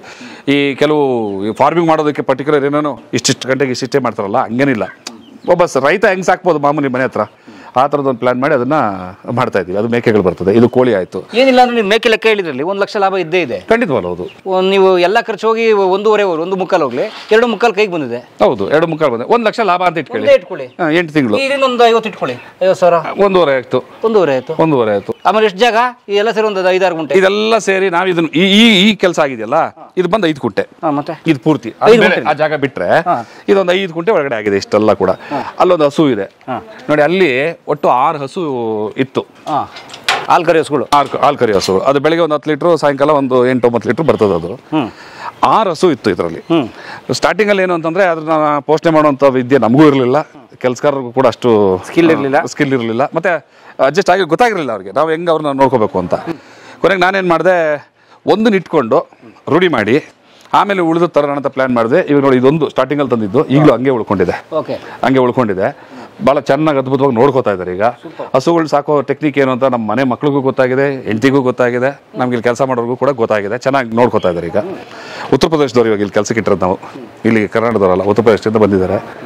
ಸೊ ಈಗ ನಾನು ಪ್ಲಾನ್ ಮಾಡಿದ್ದೀನಿ. ಈಗ ಬೆಳಗ್ಗೆ ಮಾತುಕತೆ ಆಗಿದೆ, ಒಂದು 10 ಮಲ್ನಾಡ್ ಗಿಡ್ಡ ಇಷ್ಟೇ ಬರ್ತಾವಲ್ಲ, ಬೆಳಗ್ಗೆ 1 ಲೀಟ್ರ್ ಕೊಡೋದು, ಸಾಯಂಕಾಲ 1 ಲೀಟ್ರ್ ಕೊಡೋದು. ಸೊ 10 ಮಲೆನಾಡು ಗಿಡ್ಡದಿಂದ 20 ಲೀಟ್ರ್ ಪರ್ ಡೇ ಆಯಿತು. ಅದ್ರದ್ದು ಮೇಂಟೆನೆನ್ಸು ಏನೂ ಇಲ್ಲ ನಿಮಗೆ, ಕಾಯಿಲೆ ಬರೋದಿಲ್ಲ, ಅದಕ್ಕೇನು ಹೆವಿ ಮೆಡಿಸಿನ್ ಕೊಡೋ ಅಗತ್ಯ ಇಲ್ಲ. ಇದು ಈ HF ಇದು ನೋಡ್ಕೊಳ್ಳೋ ಥರ ಅದು ನೋಡ್ಕೊಳ್ಳೋ ಅಗತ್ಯ ಇಲ್ಲ. ಮತ್ತು ಅದನ್ನು ಇಲ್ಲೇ ನೋಡ್ಕೊಂಡು ಮಾಡ್ಕೋಬೇಕು ಅಂತೇನಿಲ್ಲ. ಈ ಬಯಲಿದೆಯಲ್ಲ, ಎಷ್ಟು ದೊಡ್ಡ ಬಯಲಿದೆ ನಮ್ಮದು, ಎಲ್ಲ ಬಿಟ್ಟರೆ ಮೇಯ್ಕೊಂಡು ಬಂದು ಹಾಲು ಕೊಡುವಂಥ ಹಸುಗಳವು ಮಲೆನಾಡು ಗಿಡ್ಡ. ಅದೊಂದು 10 ತರಿಸೋದಕ್ಕೆ ಅಂತ ಪ್ಲ್ಯಾನ್ ಮಾಡ್ತಾ ಇದ್ದೀನಿ. ಬಹುಶಃ ಈ ವೀಕಲ್ಲಿ ಅದೊಂದು 10 ಹಸುಗಳು ಬರ್ತದೆ. ಬಟ್ ಇವು 20 ಲೀಟ್ರ್ ಕೊಡೋಕ್ಕೋ, ದಿನಕ್ಕೆ 20 ಲೀಟ್ರ್ ಕೊಡೋಕ್ಕೋ, ಅವು ನೀವು ಇದಕ್ಕೆ ಖರ್ಚು ಮಾಡೋದಕ್ಕೂ, ಇದನ್ನು ಮೇಂಟೈನ್ ಮಾಡೋದಕ್ಕೂ, ಇದಕ್ಕೆ ರೋಗಗಳು ನೋಡ್ಕೊಳ್ಳೋದಕ್ಕೂ ಅದು ಒಂದು ಪಕ್ಕ ಇದು ಫ್ಯಾಟ್ ಕಂಟೆಂಟ್ ತುಂಬ ಹೆವಿ ಇರುವಂಥದ್ದು, ಆರೋಗ್ಯಕ್ಕೆ ಭಾಳ ಅದ್ಭುತವಾಗಿರುವಂಥದ್ದು ಮಲೆನಾಡು ಗಿಡ್ಡಗಳು. ನೀವು ಅದನ್ನು ಮೇಂಟೈನ್ ಮಾಡಬೇಕು ಅಂತೇನಿಲ್ಲ, ಅದ್ರದ್ದು ಏನು ದಿನ ತೊಳಿಬೇಕು ಅಂತೇನಿಲ್ಲ. ಆರಾಮಾಗಿ ನೀವು ಕಾಡಸುಗಳು ಹೆಂಗಿರ್ತವೆ ಆ ಥರ ಇರ್ತವೆ, ಅದನ್ನು ತೊಗೊಂಡು ಮೇಂಟೈನ್ ಮಾಡೋದು. ಬಟ್ ಅದು ಇಟ್ಟರೆ ಒಳ್ಳೇದು ಅನ್ನೋ ಕಾರಣಕ್ಕೆ ನೋಡೋಣ, ಒಂದು ಟ್ರಯಲ್ ಅದನ್ನು ನೋಡೋಣ ಅಂತ ಅದನ್ನು ಮಾಡ್ತಾ ಇದ್ದೀನಿ. ಇನ್ನೊಂದು ಏನು ಅಂತಂದ್ರೆ ಒಂದು ಕೆಲಸ, ನಾಯಿಗಳು. ನಾಯ ಮನೇಲಿ ಒಂದಷ್ಟು ಇದ್ದಾವೆ, ಮನೇಲೂ ಇದ್ದಾವೆ. ಅವು ಚಿಕ್ಕ ಚಿಕ್ಕ ಸ್ವಲ್ಪ ಇಲ್ಲಿ ಸ್ವಲ್ಪ ಬಿಸಿಲು ಜಾಸ್ತಿ ಅಲ್ಲ, ಹಂಗಾಗಿ ಮನೆ ಶಿಫ್ಟ್ ಮಾಡಿಸಿದ್ದೀನಿ. ಗೋಲ್ಡನ್ ರಿಟ್ರೀವರ್ ನಾಯಿಗಳಿವು, ಒಂದು ಗಂಡು ಒಂದು ಹೆಣ್ಣು, ಇವೆರಡು ದಂಪತಿಗಳು. ಹೌದು. ಏನು ಏನು ಏನು ಸಮಾಚಾರ ಇವುಗಳದು? ಇದ್ರದ್ದು ಬ್ರೀಡ್ ಹೆಂಗೆ? ಅಯ್ಯೋ ಕಚ್ಬಿಡ್ತಾವ? ಇಲ್ಲ ಇಲ್ಲ ಇಲ್ಲ, ಏನು ಯಾರೋ ಒಬ್ರು ಓಪನ್ ಬಿಟ್ಬಿಟ್ಟಿದೆ. ಏನು ಮಾಡಲ್ಲ, ಏನು ಮಾಡಲ್ಲ. Gold gold gold gold gold ಬರ. ಇದು ಗಂಡು. ಇದು ನಮ್ಮ ಸ್ನೇಹಿತರೊಬ್ರು ಕೊಟ್ಟಿದ್ದು. ಅದಾದಮೇಲೆ ಇದೊಂದು ಹೆಣ್ಣು ಕೂಡ ತಂದು ಜೋಡಿ ಮಾಡಿದ್ದೀವಿ. ಓಕೆ. ತುಂಬ ನಾಯಿಗಳಿತ್ತು ಇಲ್ಲಿ, ಒಂದೊಂದೆಲ್ಲ ಹೇಳೋದು ನಾನು, ತುಂಬ ಒಳ್ಳೊಳ್ಳೆ ಬ್ರೀಡ್ಗಳ ನಾಯಿಗಳಿತ್ತು. ಆ ಟೈಮಲ್ಲಿ ನಾನು ಪುಲ್ಕೇಶ್ ನಗರದಲ್ಲಿ ಎಲೆಕ್ಷನ್ ನಿಂತಿದ್ದೆ. ಪುಲ್ಕೇಶ್ ನಗರ ಪುಲ್ಕೇಶ್ ನಗರ ಅವಾಗ ಇಲ್ಲಿ ನೋಡ್ಕೊಳಕ್ಕಾಗಲಿಲ್ಲ, ಈ ಕೆಲಸದವ್ರನ್ನ ಬಿಟ್ಟಿದ್ದೆ. ಆ ಟೈಮಲ್ಲಿ ಬೇರೆಯವರು ಇದ್ದರು. ಭಾಳ ಇನ್ಫೆಕ್ಷನ್ ಶುರು ಮಾಡಿ ಸುಮಾರು ಏನಿಲ್ಲ ಅಂದರೂ ಒಂದು 10-12 ಲಕ್ಷ ರೂಪಾಯಿ ತಂದಿದ್ದು ನಾಯಿಗಳದೆಲ್ಲ. ಒಂದು 5 ಮುದೋಳಿತ್ತು, ಜರ್ಮನ್ ಶೆಫರ್ಡ್ ಒಂದು 3 ಇತ್ತು, ಲ್ಯಾಬ್ರಡಾರ್ ಇತ್ತು, ಈ ಥರದ್ದು ಒಂದಷ್ಟೆಲ್ಲ ನಾಯಿಗಳಿತ್ತು. ಅದೆಲ್ಲ ಸೇರಿ ಒಂದು 12-13 ಲಕ್ಷ ರೂಪಾಯಿ ದುಡ್ಡು ನಾನು ಬಂಡವಾಳ ಹಾಕಿದ್ದು. ಎಲ್ಲವೂ ಹೋಲ್ಸೇಲಾಗಿ ಸತ್ತೋಯ್ತು. ಅಯ್ಯೋ, ನಾನು ನೋಡ್ಕೊಳ್ಳೋರು ಇಲ್ದಿದ್ದಾಗ ಅದು. ಈಗ ನಾವಿದ್ದೀವಿ ನೋಡಿ, ಅದ್ಭುತವಾಗಿದೆ ಇದೆಲ್ಲ, ಗಿಡ ಹಾಕ್ಕೊಂಡು ಆರಾಮಾಗಿದೆ. ಇದ್ರದ್ದು ಇಲ್ಲಿ ಬ್ರೀಡ್ ಮಾಡಿಸ್ತಾ ಇದ್ದೀವಿ. ಅಂದರೆ ಮರಿಗಳು. ಓ, ಇದು ವ್ಯಾಪಾರ, ಬಿಸ್ನೆಸ್ ಇದು ಸರ್. ಇಲ್ಲಿ ಮಾಡ್ತಾ ಇರೋದೆಲ್ಲ ಬಿಸ್ನೆಸ್ಸೇ. ಓ, ಯಾವುದು ಪ್ರೀತಿಯಿಂದ ನಾಯಿ ಸಾಕಿದ್ರು ಕೂಡ ಅದನ್ನು ಕೂಡ ನೀವು ಬಿಸ್ನೆಸ್ ಆಗಿ ಹೆಂಗೆ ನೋಡ್ಕೋಬೋದು. ಈಗ ಮರಿ ಹಾಕತ್ತದು, ಒಂದು 5-6 ಮರಿ ಹಾಕತ್ತೆ ಒಂದು ಟೈಮ್ಗೆ. ಅದನ್ನ ತುಂಬ ಚೆನ್ನಾಗಿ ಈಗಿನ ನೆರಳು ಕಟ್ಟಿದ್ದೀವಿ, ಒಳಗಡೆ ಹಾಕ್ತೀವಿ. ಅದಕ್ಕೆ ತುಂಬ ಚೆನ್ನಾಗಿ ನೋಡ್ಕೋಬೇಕು, ಪ್ರತಿ ಮೆಡಿಸಿನ್ ಕೊಡಿಸ್ಬೇಕು, ಸ್ನಾನ ಮಾಡಿಸ್ಬೇಕು, ಎಲ್ಲ ಮಾಡ್ತೀವಿ. ಅದನ್ನ ಪ್ರೀತಿಯಿಂದ ಸಾಕೋದ್ರ ಜೊತೆಯಲ್ಲಿ ಅದನ್ನ ಬಿಸ್ನೆಸ್ ಕೂಡ ಮಾಡ್ಬೇಕು. ಅದನ್ನ ಒಂದು ಮರಿ ಕಮ್ಮಿ ಅಂತಂದ್ರೆ 25,000 ರೂಪಾಯಿ. ಯಾವ್ದು ಏನಾಯ್ತಾ? ಹೌದು, ಗೋಲ್ಡನ್ ರಿಟ್ರೀವರ್ 25,000 ರೂಪಾಯಿ. ಮರಿ ರೇಟಲ್ಲಿ ಹೋಗುತ್ತೆ. ಇಲ್ಲಿ ಬನ್ನಿ, ಇಲ್ಲಿ ಒಂದು ಮರಿ ಬಂದು 1 ಲಕ್ಷ ರೂಪಾಯಿ. ಇಲ್ಲಿದೆಯಾ ನಾಯಿ? ಅದು ಇದೇ ಜಾತಿದು, ಬೇರೆ ಬ್ರೀಡ್ ಇದೆ ಅದು. ಆಯ್ತಿರಪ್ಪ, ನಂಗೆ ಗೊತ್ತಿಲ್ಲ ಗ್ರೆಡ್ಡನ್. ಅಯ್ಯೋ ರಕ್ಸೆ ಸರ್, ಇದು ಅದೇ ಸಿನಿಮಾದಲ್ಲಿ ಓಡ್ ಬಂದು ಕಚ್ಚುತ್ತಲ್ಲ ಅದು? ಇದು ಬಹಳ ಫ್ರೆಂಡ್ಲಿ. ಹೌದಾ? ನೋಡಕ್ ದೊಡ್ಡದು, ಫೆರೋಷಿಯಸ್ ಆಗಿದೆ ನೋಡಕ್. ಇಲ್ಲ ತುಂಬಾ ಫ್ರೆಂಡ್ಲಿ. ಆ ಚಿಕ್ಕ ನಾಯಿಗಳಾದ್ರೆ ಕಚ್ಬಿಡ್ತದೆ, ಇದು ಕಚ್ಚೋದಿಲ್ಲ. ರಾಕ್ಸಿ ಅಂತ ಇದ್ರ ಹೆಸರು. ರಾಕ್ಸಿ. ಯಾವ ಜಾತಿ ಇದು? ಗ್ರೆಡ್ಡನ್ ಅಂತ. ಗ್ರೆಡ್ಡನ್ ಹೆಣ್ಣಿದು, ಗಂಡು ಹೆಣ್ಣು. ಇದು ಕ್ರಾಸಿಂಗ್ ಮಾಡೋದು? ಇದು ನೋಡಿ, ಇದ್ರದ್ದೇ ನಾನು ಹೇಳಿದ್ದು. ಈಗ ಇದ್ರದ್ದು ಗಂಡು ಬ್ರೀಡ್ ಮೇಲೆ ಡಿಪೆಂಡ್ ಆಗ್ತದೆ ಇದು, ವಿತ್ ಪೇಪರ್ಸ್. ಕೆಲವು ಬ್ರೀಡ್ ಇದೆ, ಇದು ಗ್ರೆಡ್ಡನ್ಗೆ ಕೆಲವು ಬ್ರೀಡ್ಗಳಿದೆ. ಬನ್ನಿ, ಏನಾಗಲ್ಲ, ಏನು ನಾನು ಇದ್ದೀನಲ್ಲ, ಬನ್ನಿ, ಏನಾಗಲ್ಲ. ರಕ್ಸೆ ಬೇರೆ ಗಂಡು ಬ್ರೀಡು ಕೆಲವೊಂದು ಬ್ರೀಡ್ಗಳಿದ್ದಾವೆ. ಆ ಬ್ರೀಡ್ ಏನಾದರೂ ಇದಕ್ಕೆ ಕ್ರಾಸ್ ಮಾಡಿಸಿ ಮರಿ ಬಂದರೆ, ಒಂದು ಮರಿ ಬಂದು 1 ಲಕ್ಷಕ್ಕೂ ಹೆಚ್ಚು ಹೋಗ್ತದೆ. ಇದು 9 ಮರಿ ಹಾಕಿತ್ತು. 9 ಲಕ್ಷ ಫಸ್ಟ್ 9 ಮರಿ ಹಾಕಿತ್ತು. ಸೆಕೆಂಡ್ ಟೈಮ್ ಫೇಲ್ ಆಗಿದೆ. ಈಗ ಮೊನ್ನೆ ಇತ್ತು, ಫೇಲ್ ಆಗಿದೆ. ಆ ಬ್ರೀಡ್ ನೀವೇನು ಸೆಲೆಕ್ಟ್ ಮಾಡ್ತಿರಲ್ಲ, ಗಂಡು ಬ್ರೀಡು, ಗಂಡು ಹೌದು, ಅದು ಅವರೇ, ನೀವೇನು ಕಷ್ಟ ಬೀಳ್ಬೇಕಾಗಿಲ್ಲ. ಆ ಬ್ರೀಡರನ್ನೇ ಈ ಮರಿಗಳನ್ನ ತಗೊಂಡ್ಬಿಡ್ತಾರೆ. ಅದ್ಭುತವಾದ ಮಾರ್ಕೆಟಿಂಗ್ ಇದೆ ಅದಕ್ಕೆ. ಸೊ ಅದನ್ನ ಮಾರಕ್ಕೂ ತಲೆ ಕೆಡಿಸ್ಕೋಬೇಕಾಗಿಲ್ಲ. ನೀವು ಗಂಡು ಸ್ವಲ್ಪ ಲೋ ಲೆವೆಲ್ ಬ್ರೀಡ್ ಅದು ಅಂತ ಆ ಪೇಪರ್ಸ್ ಅಲ್ಲಿ ಏನು ಇರ್ತದಲ್ಲ, ಡಾಕ್ಯುಮೆಂಟ್ ಇರುತ್ತೆ. ಹೌದು, ಡಾಕ್ಯುಮೆಂಟ್ಸ್, ಕಂಪ್ಲೀಟ್ ಡಾಕ್ಯುಮೆಂಟ್ಸ್. ನಾಯಿಗೆ ಡಾಕ್ಯುಮೆಂಟ್ 20,000 ರೂಪಾಯಿಗೂ ಮರಿನೇ ಇದು. 20,000 ರೂಪಾಯಿಗೂ ಸಿಗುತ್ತೆ. ಓಕೆ. ಆದ್ರೆ ಅದಂತ ಕ್ವಾಲಿಟಿ ಅಲ್ಲ. ನಿಮಗೆ 1 ಲಕ್ಷ, 2 ಲಕ್ಷ, 5 ಲಕ್ಷ, 10 ಲಕ್ಷದವರೆಗೂ ಇದೆ ಈ ಬ್ರೀಡ್ಗಳು. ಒಂದು ಮರಿ? ಹೌದು, ಒಂದು ಮರಿ. ಇದು 9 ಮರಿ ಹಾಕಿತ್ತು ಲಾಸ್ಟ್ ಟೈಮು. ಅದೇ ನಾನು ಹೇಳ್ದಲ್ಲ, ಎಲೆಕ್ಷನ್ ನಿಂತಿದ್ದೆ ಅಂತ. ಎಲೆಕ್ಷನ್ ನಿಂತ್ಕೊಳ್ಳುವಾಗ ಇಲ್ಲಿ ಯಾರು ನೋಡ್ಕೊಳ್ಳೋರಿರಲಿಲ್ಲ. ನನಗೆ ಅದು ಭಾಳ ದೊಡ್ಡ ಗುರಿಯಾಗಿತ್ತು. 9 ಮರಿ ಸತ್ತೋಯ್ತು. ಅದ್ರ ಲೆಕ್ಕ ನೋಡಿದ್ರೆ ಅದು ಭಾಳ ದೊಡ್ಡ ಲಾಸ್. ಬಟ್ ನಮ್ಗೆ ದುಡ್ಡು ಲಾಸ್ ಅನ್ನೋದಕ್ಕಿಂತ ತಾಯಿ ಚೆನ್ನಾಗಿ ಉಳ್ಕೋತ ಆ ಟೈಮಲ್ಲಿ ಅದೇನು ಆಗಲಿಲ್ಲ. ಇದೇನು ಆಗಲಿಲ್ಲ ಇದು. ಯಾಕಂದ್ರೆ ಇದನ್ನ ಆ ಟೈಮಲ್ಲಿ ಮನೆಗೆ ಶಿಫ್ಟ್ ಮಾಡಿಸ್ಬಿಟ್ಟೆ. ಮತ್ತೆ ಮನೇಲಿ ಸ್ವಲ್ಪ ದಿವಸ ಕಷ್ಟಪಟ್ಟಿದ್ದೆಲ್ಲ ನೋಡ್ಕೊಂಡ್ರು. ಈಗ ಹಿಂಗಿದೆ. ಬಟ್ ಇವಳು ತುಂಬಾ ಬೇಜಾರಾಗಿರುತ್ತೆ. ಹೌದು, ಮತ್ತೆ 9 ಮಕ್ಕಳು, 9 ಮರಿ ಹೋಯ್ತಲ್ಲ, ಬೇಜಾರಾಗ್ಬಿಟ್ಟಿಲ್ಲ ಅವಳು. ಸೂಪರ್. ಅಂದ್ರೆ ಈ ಒಂದು ನಾಯಿ ಮರಿ ಮಾಡಿಸೋದು ಇಟ್ಸ್ ಬಿಗ್ ಬಿಸ್ನೆಸ್. ಖಂಡಿತವಲ್ಲ, ಹೌದು. ಇದ್ರದ್ದೇ ಒಂದು ದೊಡ್ಡ ಲೋಕ, ಕೋಟಿಗಟ್ಟಲೆ ಇದೆ ಒಂದು ಮರಿಗಳು. ಈಗ ಯಾವುದು ಟಿಬೆಟಿಯನ್ ಮ್ಯಾಸ್ಟಿಫ್, ಅಮೆರಿಕನ್ ಮ್ಯಾಸ್ಟಿಫ್ ಅಂತ ಏನೇನೋ ಒಂದು ಹೆಸರುಗಳಿದಾವೆ. ಅದೆಲ್ಲ ಎಷ್ಟಂದ್ರೆ 10 ಲಕ್ಷದಿಂದ ಶುರುವಾಗ್ತದ ಮರಿಗಳೆಲ್ಲ. ಕೋಟಿಗಟ್ಟಲೆ ಇದೆ, 1 ಕೋಟಿ 2 ಕೋಟಿ ಹಂಗಿದೆ ನಾಯಿಗಳ ರೇಟ್. ಈಗ ಇದೆಯಲ್ಲ ಇದು ಹೆಣ್ಣು, ಇದು ಯಾರೋ ಸಾಕ್ಲಾರ್ದೆ ಬಿಟ್ಬಿಟ್ಟಿದ್ದು, ಸಾಯೋ ಮಟ್ಟಕ್ಕಿತ್ತು. ಈಗ ಅದು ಬಿಚ್ಚಿದ್ರೆ ಓಡಾಡ್ಬಿಡ್ತದೆ ಇಲ್ಲೆಲ್ಲ, ಅಷ್ಟು ಚೂಟಿಯಾಗಿದೆ ಇದು. ಬಿಚ್ಚೋದನ್ನ ಪರವಾಗಿಲ್ಲ, ಅಷ್ಟು ಚೂಟಿಯಾಗಿದೆ. ಇದ್ರ ಮರಿ ಬಂದು ಇದ್ರದ್ದು ಪುಟ್ಟ ಇಷ್ಟೇ ಬೆಳೆಯೋದು. ಇದು ಇದಕ್ಕಿಂತ ದೊಡ್ಡದಾಗ ಏನು ಬೆಳೆಯಲ್ಲ, ಇಷ್ಟೇ ಬೆಳೆದಿವೆಲ್ಲ. ಇನ್ನೊಂದು ಸ್ವಲ್ಪ ಇದು ಅಡಲ್ಟು, ಇನ್ನೊಂದು ಸ್ವಲ್ಪ ದಪ್ಪ ಆಗ್ಬೋದು ಅಷ್ಟೇ. ಇನ್ನು ಆಗುತ್ತೆ, ಈಗ ಸ್ವಲ್ಪ ಕಾಯಿಲೆ ಬಿದ್ದಿತ್ತಲ್ಲ ಆಗುತ್ತೆ. ಅದೊಂದು ಮರಿ ಬಂದು 15,000 ರೂಪಾಯಿ. ಈ ಸಣ್ಣ ಮರಿ ಇದೆ. ಹೌದು ಯಪ್ಪ, 15,000, 20,000, 25,000 ರೂಪಾಯಿ ಇದೆ ಅದ್ರದ್ದು. ಮನೆ ಒಳಗಡೆ ಆರಾಮಾಗಿ ಊಟ ಓಡ್ಕೊಂಡಿರುತ್ತೆ. ಇದು ಮನೆ ಒಳಗಡೆ ಸಾಕೋದು, ಇದು ಮನೆ ಒಳಗಡೆ ಸಾಕೋದು. ಮಕ್ಕಳ ಹತ್ರ ಆಟ ಆಡ್ಕೊಂಡಿರ್ತದೆ. ಈ ಮನೆಯಲ್ಲಿ ಯಾರಾದ್ರೂ ಒಂಟಿತನ ಇರ್ತದಲ್ಲ, ಗಂಡ ಆಫೀಸ್ಗೆ ಹೋಗ್ತಾನೆ, ಮನೇಲಿ ಹೆಂಡತಿ ಮಾತ್ರ ಇರ್ತಾರೆ, ಮಕ್ಳು ಮಾತ್ರ ಇರ್ತಾರೆ, ವಯಸ್ಸಾದವ್ರು ಮಾತ್ರ, ಅವ್ರ ಜೊತೆಲಿ ಒಂದು ಮಗು ಹೆಂಗಿರ್ತದೋ ಹಂಗಿರ್ತದೆ ಇದು ನಾಯಿ. ಈ ಎಷ್ಟೋ ಜನ ಈಗ ಒಂದು ಟ್ರೆಂಡ್ ಇದೆಯಲ್ಲ, ಮಕ್ಕಳೇ ಮಾಡ್ಕೊಳ್ಳಲ್ಲ, ನಾವು ನಾಯಿ ಮರಿ ಸಾಕ್ತೀವಿ ಅನ್ನೋರು, ಅವ್ರಿಗೆಲ್ಲ ಇದು ಒಳ್ಳೆ ನಾಯಿ. ಇದೇ ಮಕ್ಕಳು ಸೂಪರ್ ಹಿಂಗಿದೆ ಸರ್. ಈ ಬಿಸ್ನೆಸ್ ಕೂಡ ಬಿಸ್ನೆಸ್ ಇದೆ. ಹೆಂಗ್ ಕಂಡಿದ್ರಿ ಈ ಬಿಸ್ನೆಸ್ ಎಲ್ಲ ಇದೆ ಅಂತ? ಸರ್ ಇದು ಏನು ಕಂಡಿಡ್ದಿದ್ದಲ್ಲ ಅನುಭವಗಳಷ್ಟೇ.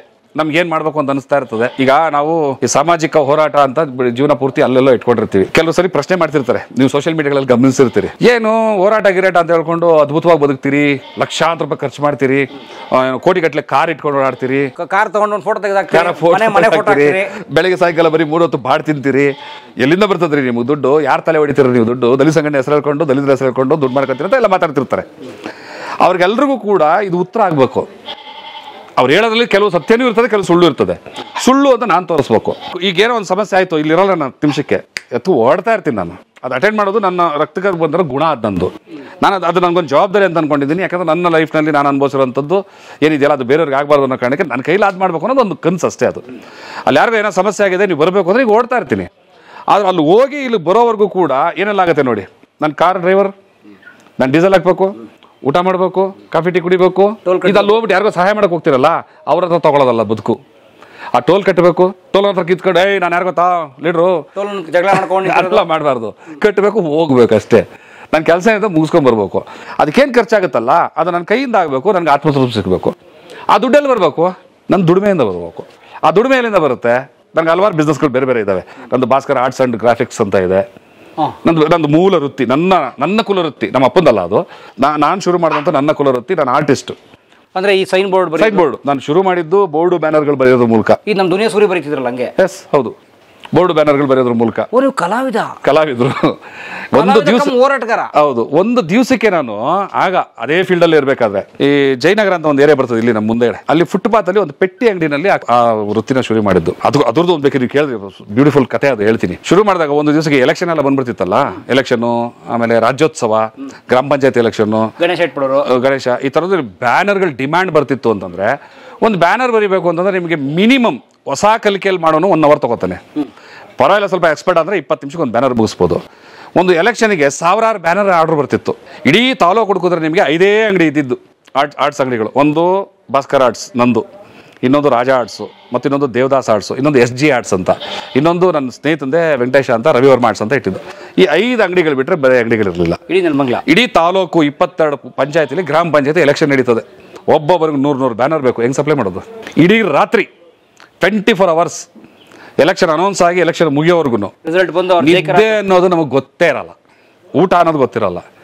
ಅಷ್ಟಾಡ್ರೆ ಮತ್ತೆ ಸಿಗಲ್ಲ ನಮಗೆ. ಕರೆಕ್ಟ್.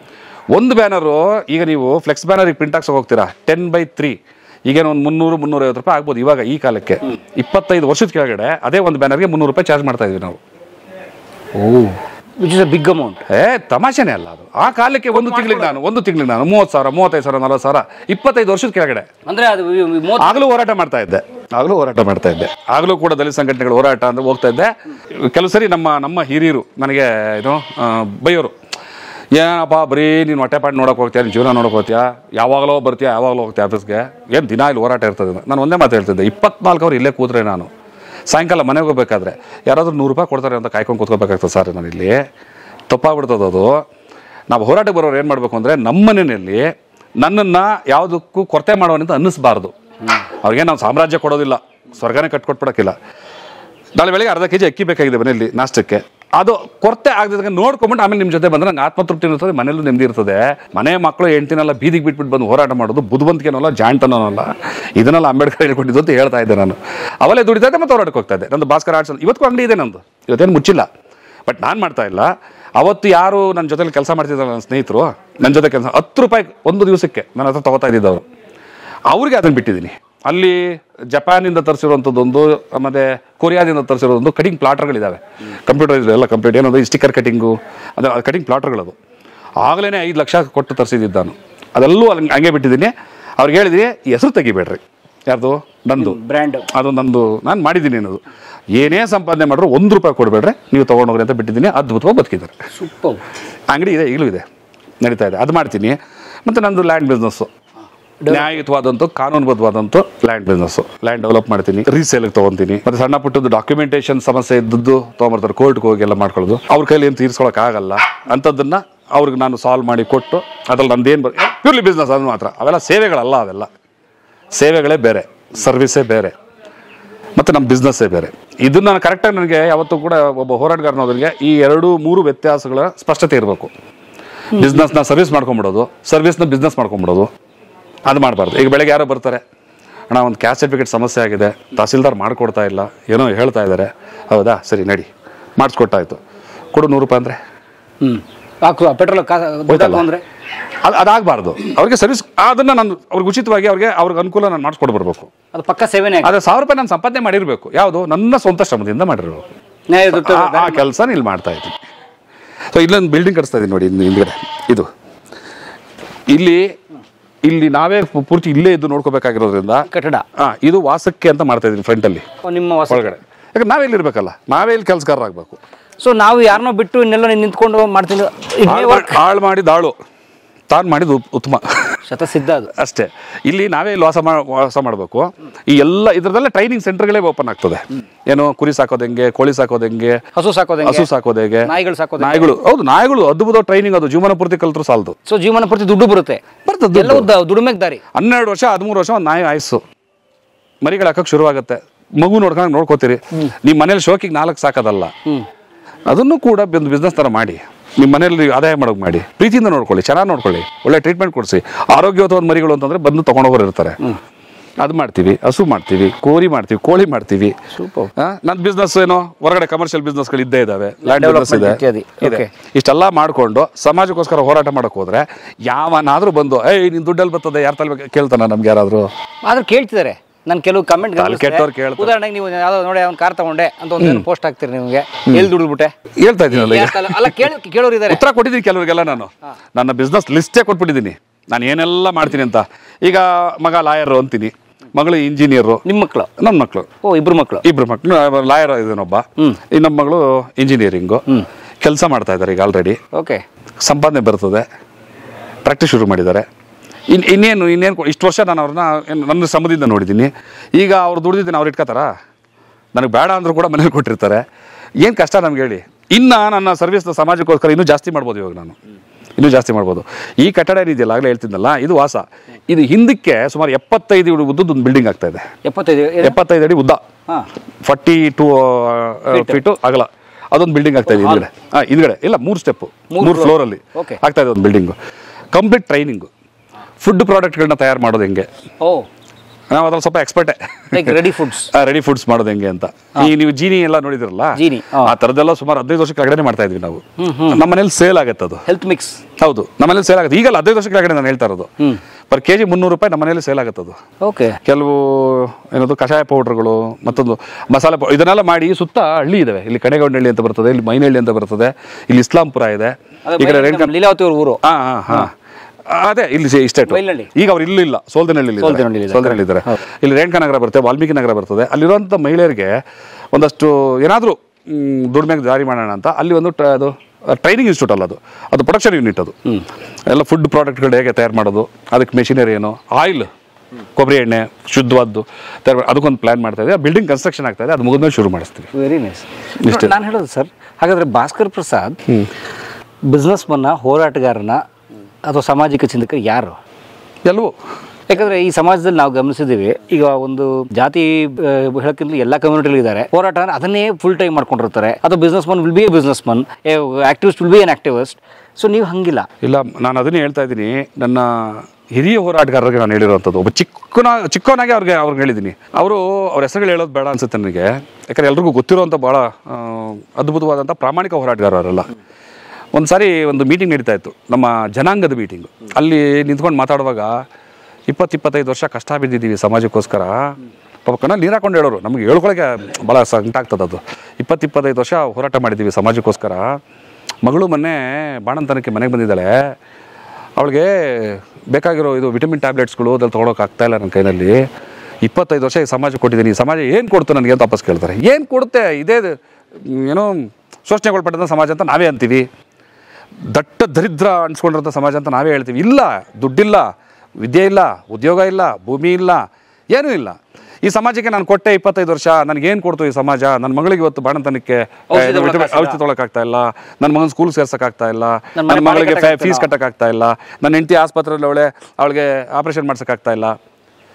ಇದನ್ನು ದಡ್ಡತನ ಅನ್ಬೇಕಾ, ಪ್ರಾಮಾಣಿಕತೆ ಅನ್ಬೇಕಾ?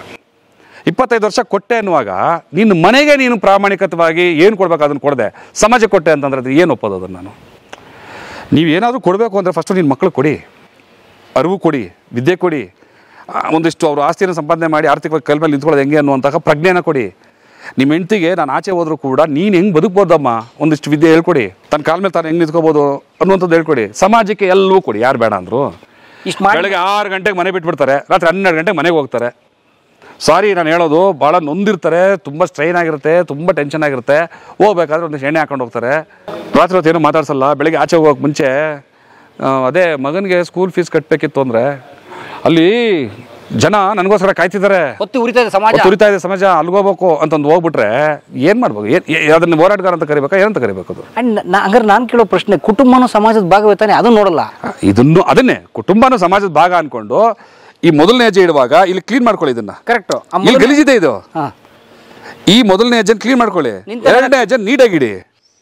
ನೀವು ಮೊದಲನೇ ಹೆಜ್ಜೆ ಕಕ್ಕ ತುಳ್ಕೊಂಡ್ಬಿಟ್ಟು ಎರಡನೇ ಹೆಜ್ಜೆಗೆ ಹೋದ್ರೆ ಸಮಾಜ ಕೂಡ ಕಕ್ಕ ಆಗ್ತದಲ್ಲ. ಇದನ್ನೇ ಅಲ್ಲಿರ್ತಾ ಹೋಗ್ತಿರಲ್ಲ. ಅದಕ್ಕೆ ನಾನು ಹೇಳೋದು, ಫಸ್ಟ್ ನಿಮ್ಮ ಹೆಜ್ಜೆನ ಕ್ಲೀನ್ ಮಾಡ್ಕೊಳ್ಳಿ, ನಿಮ್ಮ ಹೆಜ್ಜೆ ಕಂಟಿನ್ಯೂ ಮಾಡಿ. ನಾನು 50 ವರ್ಷ ಸಮಾಜ ಕೊಟ್ಟೆ, 20 ವರ್ಷ ಸಮಾಜ, ನಾನು ಹೇಳ್ತೀನಿ ಸಮಾಜ ಕೊಟ್ಟೆ ಅಂತ ಹೇಳೋದೇ ಇಲ್ಲ. It's my duty. ನಾನು ಸಮಾಜ ತೊಗೊಂಡಿದ್ದೀನಲ್ಲ, ವಾಪಸ್ ಕೊಡ್ಬೇಕಲ್ವ? ಬಾಬಾ ಸಾಹೇಬ್ ಹೇಳಿದ್ದು, go back to your society, pay back to your society. ನಾನು ಯಾವತ್ತೂ ಕೂಡ ನಿಂತ್ಕೊಂಡು ನಾನು 25 ವರ್ಷ 30 ವರ್ಷ ಸಮಾಜಕ್ಕೋಸ್ಕರ ಕೊಟ್ಟೆ, ನಾನು ಅದು ಅವೆಲ್ಲ ಲ್ಯಾಂಗ್ವೇಜ್ ನಾನು ಉಪಯೋಗಿಸೋದಿಲ್ಲ. ಅದು ನಾನು ಅಸಹ್ಯ ಪಡ್ತೀನಿ ಅದನ್ನು ಹೇಳಿದ್ರೆ. ನಾನು ಏನು ಮಾಡಿದೆ ಅಂದರೆ, ನಾನು ಬದುಕೋದು ಹೆಂಗೆ ಅನ್ನೋದನ್ನು ಕಲ್ತಿದ್ದೀನಿ, ಬದುಕ್ತಾ ಇದ್ದೀನಿ, ಬೇರೆಯವ್ರಿಗೆ ತೋರಿಸ್ತಾ ಇದ್ದೀನಿ. ಸಮಯ ಸಿಕ್ಕಿದ್ರೆ ಸಮಾಜಕ್ಕೆ ಕೆಲಸ ಮಾಡ್ತೀನಿ ಅಂದರೆ ಕೆಲಸ ಅಲ್ಲ, ಅದು ನನ್ನ ಕರ್ತವ್ಯ. ಅದು ತೊಗೊಂಡಿಲ್ವಾ ನೀವು ಸಮಾಜದಿಂದ? ನನಗೆ ಎಜುಕೇಷನ್ ಸಿಕ್ಕಿದೆ ಅಲ್ವಾ? ಯಾರಿಂದ ಸಿಗ್ತದೋ? ಸೊಸೈಟಿ. ಬಾಬಾ ಸಾಹೇಬ್ರು ದುಡಿದು ಹೋದ್ರೆ ಸಿಕ್ತಿತ್ತಾ? ಪಾಪ ಅವರು ಬದುಕನ್ನೆಲ್ಲ ಕೊಟ್ಬಿಟ್ಟಿದ್ದಾರೆ. ಅವ್ರು ಹೇಳೋದು ನಾನೆಲ್ಲ ಕೊಟ್ಟಾಯ್ತು, ನೀವು ಅನುಭವಿಸ್ಕೊಳ್ಳಿ, ಸುಖವಾಗಿರೋ ಅಂತಂದರೆ ಇವರು ಅದನ್ನೇ ದಾರಿ ಹಿಡಿಯೋದು. ಅವ್ರು ದುರಂತ ಬದುಕೊಂಡ್ರು, ಅವ್ರು ನೋವು ಹಾಕಿದ್ರು, ಅವ್ರು ಕಣ್ಣೀರು ಹಾಕಿದ್ರು, ನಡಿ ನಾನು ಹಾಕೋಣ. ಮತ್ತು ಅವ್ರ ಸಾಧನೆಗೆ ಏನು ಬೆಲೆ ಸಿಕ್ತು? ಅವ್ರು ಕೊಟ್ಟಿದ್ದನ್ನು ಉಪಯೋಗಿಸ್ಕೊಂಡ್ರೆ ತಾನೆ ಅವ್ರು ಖುಷಿ ಆಗೋದು. ನಾನು 100 ಕೋಟಿ ಸಂಪಾದನೆ ಮಾಡಿದ್ದೀನಿ ಮಗನೇ, ಉಪಯೋಗಿಸ್ಕೊಂತ ಅವ್ರು ಬಿಟ್ಟು ಹೋಗವ್ರೆ, ಎಂಜಾಯ್ ಮಾಡಿರಿ ಅಂತಂದರೆ ನಾನು ಇಲ್ಲ, ನಾನು ಹಿಂಗೆ ನಾನು ಒಳ್ಳೆ ಬಟ್ಟೆ ಹಾಕಲ್ಲ, ನಾನು ಒಳ್ಳೆ ಶೂ ಹಾಕಲ್ಲ, ಬಿಸಿಲೈತೆ ಗಾಗಲ್ ಹಾಕಿದ್ರೆ ತಂಪಾಗಿರ್ತದೆ, ಇಲ್ಲ ನಾನು ಹಾಕಲ್ಲ, ನಾನು ಸಿಂಪಲ್ಲು, ನಾನು ಶೇವಿಂಗ್ ಮಾಡಲ್ಲ, ನನ್ನ ಮುಖ ತೊಳೆಯಲ್ಲ. ಏನು ಕರ್ಮ ಇದು? ಯಾವ ಸಮಾಜಕ್ಕೆ ಏನು ಹೇಳ್ಕೊಡೋದು ನಾವು? ನೋಡು, ಏನು ದಿಮಾಕಾಗಿ ಸೂಟ್ ಹಾಕೊಂಬತ್ತಾನೆ. ಬಾಬಾ ಸಾಹೇಬ್ರು ಹೇಳ್ಕೊಟ್ರಲ್ಲ, ಹಾಕೊಳ್ಳಿ.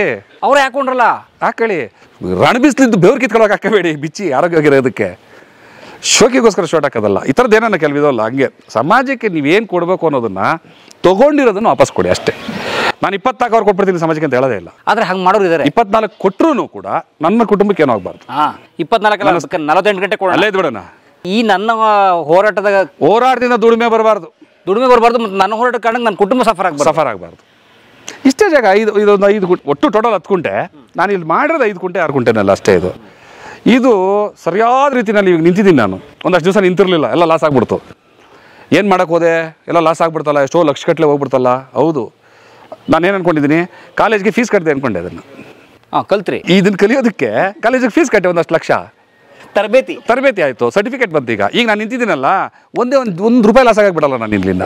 ಎಲ್ಲಿ ಸೋಲ್ತೀನಿ. ಈಗ ಹಸುನ ಏನು ಮಾಡಬೇಕು ಅಂತ ಗೊತ್ತು. ಹಸು 5 ಕಳ್ಕಂಡಲ್ಲ, ಗೊತ್ತಾಗ್ಬಿಡ್ತು ನನಗೆ. ಯಾಕೆ ಕಳ್ಕಂಡೆ, ಅದು ಇನ್ನು ಮುಂದೆ ಯಾಕೆ ಕಳ್ಕೋಬಾರ್ದು ನಿಂತ್ಕೊಂಡೆ. ಕೋಳಿಗಳು ಒಂದಷ್ಟು ಕಳ್ಕಂಡೆ, ಯಾಕೆ ಕಳ್ಕಂಡೆ, ಇನ್ನು ಮುಂದೆ ಕಳೆಯಂಗಿಲ್ಲ. ಹೋದ ಸರಿ ಒಂದು 500 ಕೋಳಿ ತಂದುಬಿಟ್ಟೆ ಇಲ್ಲಿ. ಒಟ್ಟಿಗೆ 500 ಕೋಳಿ ತಂದುಬಿಟ್ರೆ 1 ವಾರದಲ್ಲಿ 300 ಕೋಳಿ ಸತ್ತೋಯ್ತು ಸ್ಟಾರ್ಟಿಂಗಲ್ಲಿ. Huge loss. ಲಾಸ್ ಅದು. ಓಕೆ. ಈಗ ನಾನು 300 ತೊಗೊಂಬಂದ್ಬಿಟ್ಟಿದ್ದೀನಿ, 15 ದಿವಸ ಆಯಿತು, 3 ಕೋಳಿ ಸತ್ತಿದ್ದಾವೆ, ಸಾಯ್ತವೆ ಕೆಲವೆಲ್ಲ, ಮಿಗ್ತಾವಲ್ಲ. ಯಾಕೆ ಅದು ಸಾಯೋದಕ್ಕೆ ಕಾರಣ ಏನಿತ್ತಲ್ಲ ಅದು ನನಗೆ ಗೊತ್ತಾಯಿತು, ಅದು ಹಂಗಾಗ್ದಿದ್ದಾಗ ನೋಡಿಕೊಂಡೆ. ಅದೇ ನೀವು ಫೀಸ್ ಕಟ್ಟರು. ಸ್ಟಾರ್ಟಿಂಗಲ್ಲಿ ನಾಯಿಗಳು ಎಷ್ಟು ತಂದೆ ಅಷ್ಟು ಸತ್ತೋಯ್ತು, ಈಗ ನೋಡಿ ಆರಾಮಾಗಿದ್ದಾವೆ, ಅದಕ್ಕೇನು ಬರೋಕ್ಕೆ ಸಾಧ್ಯನೇ ಇಲ್ಲ, ಚೆನ್ನಾಗಿ ನೋಡ್ಕೊತಿದ್ದೀನಿ, ಇನ್ಯಾವುದೇ ಸಮಸ್ಯೆ ಇಲ್ಲ, ಆಗಲ್ಲ. ಸೊ ನಷ್ಟ ಮಾಡ್ಕೊಳ್ಳೋದು ಲಾಭ ಮಾಡೋಕ್ಕೆ ಭಾಳ ಕಷ್ಟ. ನಾನು ಲ್ಯಾಂಡ್ ಬಿಸ್ನೆಸ್ ಕೈಟಾಗಿ ನಷ್ಟ ಮಾಡ್ಕೊಂಡಿದ್ದೀನಿ. ಆರ್ಟ್ಸ್ ಬಿಸ್ನೆಸ್ ಹೇಳಿದ್ನಲ್ಲ, ತಿಂಗಳಿಗೆ ಅಷ್ಟು ಸ್ಟಾರ್ಟಿಂಗಲ್ಲಿ ಅದರದ್ದು ನನಗೆ ಕಾರ್ಯಗತ ಆಗೋವರೆಗೂ ಕೂಡ ನಷ್ಟ ಮಾಡ್ಕೊಂಡಿದ್ದೀನಿ. ಎಲ್ಲ ಬಿಸ್ನೆಸ್ಸಲ್ಲೂ ನಷ್ಟ ಮಾಡ್ಕೊಂಡಿದ್ದೀನಿ. ನಷ್ಟ ಮಾಡ್ಕೊಂಡಿದ್ದನ್ನು ಫೀಸ್ ಅಂತ ತಿಳ್ಕೊಂಡಿದ್ದೀನಿ, ಅದನ್ನು ಸರ್ಟಿಫಿಕೇಟ್ ತೊಗೊಂಡಿದ್ದೀನಿ, ಎಕ್ಸ್ಪರ್ಟ್ ಸರ್ಟಿಫಿಕೇಟು, ಮತ್ತು ಸೋಲಕ್ಕೆ ಬಿಟ್ಟಿಲ್ಲ ನಾನು ಅದನ್ನು. Super, great. ಈ ಸುತ್ತ ಇರೋ ಲ್ಯಾಂಡ್ ನೀವು ಡೆವಲಪ್ ಮಾಡೋದಾ? ಇಲ್ಲ, ಇದು ಪ್ರೈವೇಟ್ ಲ್ಯಾಂಡು ಕಂಪ್ಲೀಟ್. ನೋಡ್ಬೇಕು, ಡೆವಲಪ್ಡ್ ನಂದು ಬೇರೆ ಬೇರೆ ಏರಿಯಾಗಳಿದ್ದಾವೆ. ಅಂದರೆ ನೆಲಮಂಗಲದಲ್ಲಿ ಇದೇ ತಾಲೂಕಲ್ಲಿ, ಇಲ್ಲಿಂದ ಒಂದು ಬೇಗೂರು ಅಂತ ಬರುತ್ತೆ, ಬೇಗೂರಲ್ಲಿ ಒಂದು ಪ್ರಾಜೆಕ್ಟ್ ಮಾಡ್ತಾಯಿದ್ದೀನಿ. ಆಮೇಲೆ ಇಲ್ಲಿ ಎಲ್ಚಗೆರೆ ಅಂತ ಬರ್ತದೆ, ಅಲ್ಲೊಂದು ಮಾಡಿದ್ದೀನಿ. ಉಸ್ಕೂರು ಅಲ್ಲಿ ಮಾಡಿದ್ದೀನಿ.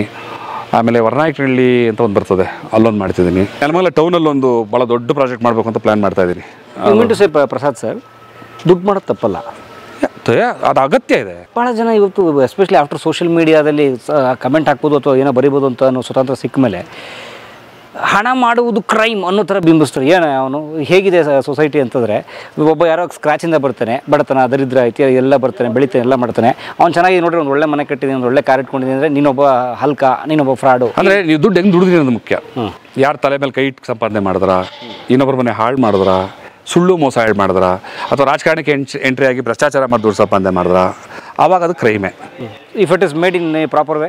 ಈಗ ನಾನು ಮಾಡ್ತಾ ಇದ್ದೀನಿ, ನನಗೆ ಯಾರು ಬೇಕಾದ್ರೆ. ಆಮೇಲೆ ಇನ್ನೊಂದು ನೀವು ಗಮನಿಸಿರ್ಬೇಕು, ಬಹುಶಃ ನಾನು ಯಾರನ್ನೂ ನೋಡೇ ಇಲ್ಲ, ನಾನು ಮಾಡಿದಿರೋ ಆ ಕೆಲಸನ ಇನ್ಯಾರು ಮಾಡಿದ್ದು ನಾನು ನೋಡೇ ಇಲ್ಲ. ನಾನು ಏನು ಪ್ರಾಜೆಕ್ಟ್ ಮಾಡ್ತೀನಿ, ನನಗೆ ಎಷ್ಟು ಲಕ್ಷ ಬೇಕು, ಎಷ್ಟು ಕೋಟಿ ಬೇಕು, ನನಗೆ ಎಷ್ಟು ದುಡ್ಡು ಬಂದಿದೆ, ಏನೆಲ್ಲ ಮಾಡ್ತಾಯಿದ್ದೀನಿ, ಓಪನ್ ಆಗಿ ಸೋಷಿಯಲ್ ಮೀಡಿಯಾದಲ್ಲಿ ಫೇಸ್ಬುಕ್ಕಲ್ಲಿ ಅನೌನ್ಸ್ ಮಾಡ್ತೀನಿ.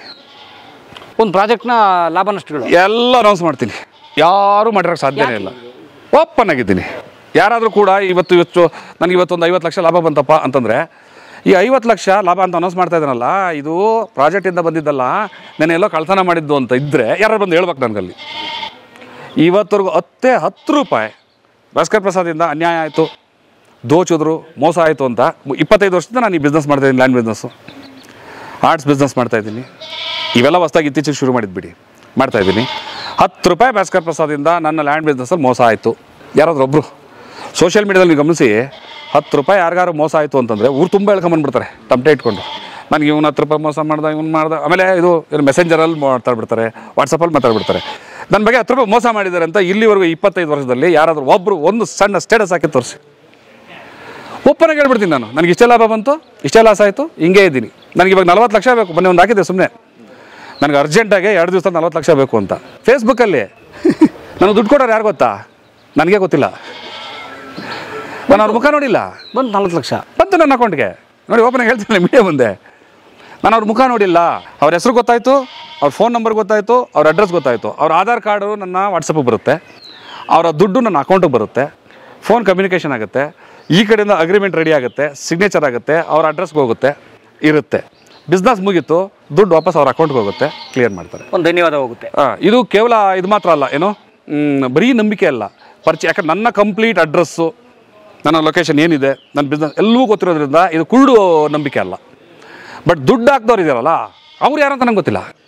ತುಂಬ ಜನ ಇದ್ದಾರೆ ಅಂಥವ್ರು, ತುಂಬ ಹೊಸ ಪರಿಚಯ, ತುಂಬ ಜನ, ಎಲ್ಲರೂ ಅಲ್ಲ, ಗೊತ್ತಿರೋರು ಇದ್ದಾರೆ. ನಂಗೆ ದುಡ್ಡು ಹಾಕಿರೋರಲ್ಲಿ ಗೊತ್ತಿಲ್ಲದಿದ್ದರೂ ತುಂಬ ಜನ ಇದ್ದಾರೆ. ನಾನು ನೋಡೇ ಇಲ್ಲ. ಅವರು ಫಸ್ಟ್ ಟೈಮ್ ನಾನು ಭೇಟಿ ಮಾಡಿದವರು ಇದ್ದಾರೆ. 5 ಲಕ್ಷ ತಂದ್ಬಿಟ್ಟು ಹಿಂಗೆ ಕೊಟ್ಬಿಟ್ಟು, ಸರ್ ನಾನು ನನ್ನ ಹೆಸರು ಇಂಥದ್ದು, ನಾನು ಇಂಥ ಊರಲ್ಲಿ ವಾಸ ಮಾಡ್ತಾಯಿದ್ದೀನಿ, ನಾನು ಇಂಥ ಬಿಸ್ನೆಸ್ ಮಾಡ್ತಾಯಿದ್ದೀನಿ, ನನಗೆ ನಿಮ್ಮ ಜೊತೆಲಿ ಗುರ್ಸ್ಕೋಬೇಕು ಅನ್ನೋ ಆಸೆ ಇದೆ, ನಿಮ್ಮ ಬಿಸ್ನೆಸ್ಸಲ್ಲಿ ನಾನು ಪಾರ್ಟ್ನರ್ ಆಗಬೇಕು ಅಂದಾಗ ನೀವು ಸಂಬಂಧ ಕೂಡಿಟ್ಟಿದ್ದ, ಹಂಗಾದ್ರೂ ಕೊಡಿ. ಬಡ್ಡಿಯಲ್ಲಿ ತಂದಿದ್ದಿದ್ರೆ ಈಗ ನಾನು 1 ವರ್ಷದಲ್ಲಿ ಪ್ರಾಜೆಕ್ಟ್ ಮುಗಿತದೆ ಅಂತ ಹೇಳ್ತೀನಿ, 1.5 ವರ್ಷ ಆಗೋಯ್ತು. ನೀವು ಬಡ್ಡಿ ಏನು ಮಾಡ್ತೀರಿ? ಇವಾಗ ನಾನು ಕೊಡೋ ಲಾಭ ಬಡ್ಡಿ ಕೊಟ್ಟಿರ್ತೀರಿ, ಮತ್ತೆ ಯಾಕೆ ಇದು ಮಾಡ್ಬೇಕು? ನೀವು ಬಡ್ಡಿದಾದರೆ ಬೇಡ ಅಂತೀನಿ ನಾನು, ತರಬೇಡಿ. ನಿಮ್ಮ ಸ್ವಂತದ್ದಾದರೆ ಇನ್ವೆಸ್ಟ್ ಮಾಡ್ತಾರೆ, ಹೋಗ್ತಾರೆ, ಅಗ್ರಿಮೆಂಟ್ ಎಲ್ಲ ಮುಗಿದಿರುತ್ತೆ, ಪ್ರಾಜೆಕ್ಟ್ ಮುಗಿತಾ ನೀಟಾಗಿ ಅವ್ರ ಅಕೌಂಟ್ಗೆ ಏನು ಹೋಗ್ಬೇಕು ಅದು ಹೋಗ್ತದೆ. ಅವ್ರು ಎಕ್ಸ್ಪೆಕ್ಟೇ ಮಾಡಿರಲ್ಲ ಆ ಲಾಭನ, ನೀವೆಲ್ಲೂ ಎಕ್ಸ್ಪೆಕ್ಟೇ ಮಾಡೋಕ್ಕಾಗಲ್ಲ. ಆ ಲಾಭನ ಅವ್ರು ಕೊಟ್ಟಿರ್ತೀನಿ. ಇಲ್ಲಿವರೆಗೆ ಯಾರಾದರೂ ಕೂಡ ನಾನು ಇಷ್ಟು ಕೋಟಿ ಹಾಕಿದ್ದೆ, ಇಷ್ಟು ಲಕ್ಷ ಹಾಕಿದ್ದೆ, ಅವ್ರಿಗೆ ಕೊಡಲಿಲ್ಲ ವಾಪಸ್ ಅಂತ ಹೇಳೋರು, ಮೋಸ ಮಾಡಿಬಿಟ್ರು, ಆ ಥರದವ್ರು ಯಾರೋ ಒಬ್ಬರು ಹೇಳಿ ಅಂತ ಕಾಯ್ಕೊಂಡಿದ್ದೀನಿ. ಹೇಳೋಕ್ಕಾಗಿಲ್ಲ. ಅದೇನೋ ನನ್ನ ಶಕ್ತಿ, ಅದು ನಾನು ನಂಬಿರೋ ಆ ನಂಬಿಕೆನೇ ಭಾಳ ದೊಡ್ಡದು ನಂದು. ಸೊ ನಡೀತಾ ಇದೆ ಚೆನ್ನಾಗಿ. ಮನೆಯಲ್ಲಿ ತುಂಬ ಮನೆ ಇಲ್ಲೇ ಲೋಹಿತ್ ನಗರ ಅಂತ ಬರ್ತದೆ. ನಮ್ಮದು ಮೂಲ ಸ್ಥಾನ ಬಂದು ನಿರ್ಮಲಾ ಟೌನಲ್ಲಿ ಜಯನಗರ ಅಂತಿದೆ. ಜಯನಗರದಲ್ಲಿ ಜುಂಜಪ್ಪ ತೋಟದ ರೋಡ್ ಅಂತ ಇದೆ, ಅಲ್ಲಿ ಮನೆ, ಅಲ್ಲಿ ವಾಸ ಇದ್ರು, ಮೂಲ ಸ್ವಂತ ಮನೆ ಇರೋದು ಅಲ್ಲೇನೆ. ಈಗ ನಾನು ವಾಸ ಮಾಡ್ತಾ ಇರೋಂಥದ್ದು ಲೋಹಿತ್ ನಗರ ಅಂತ.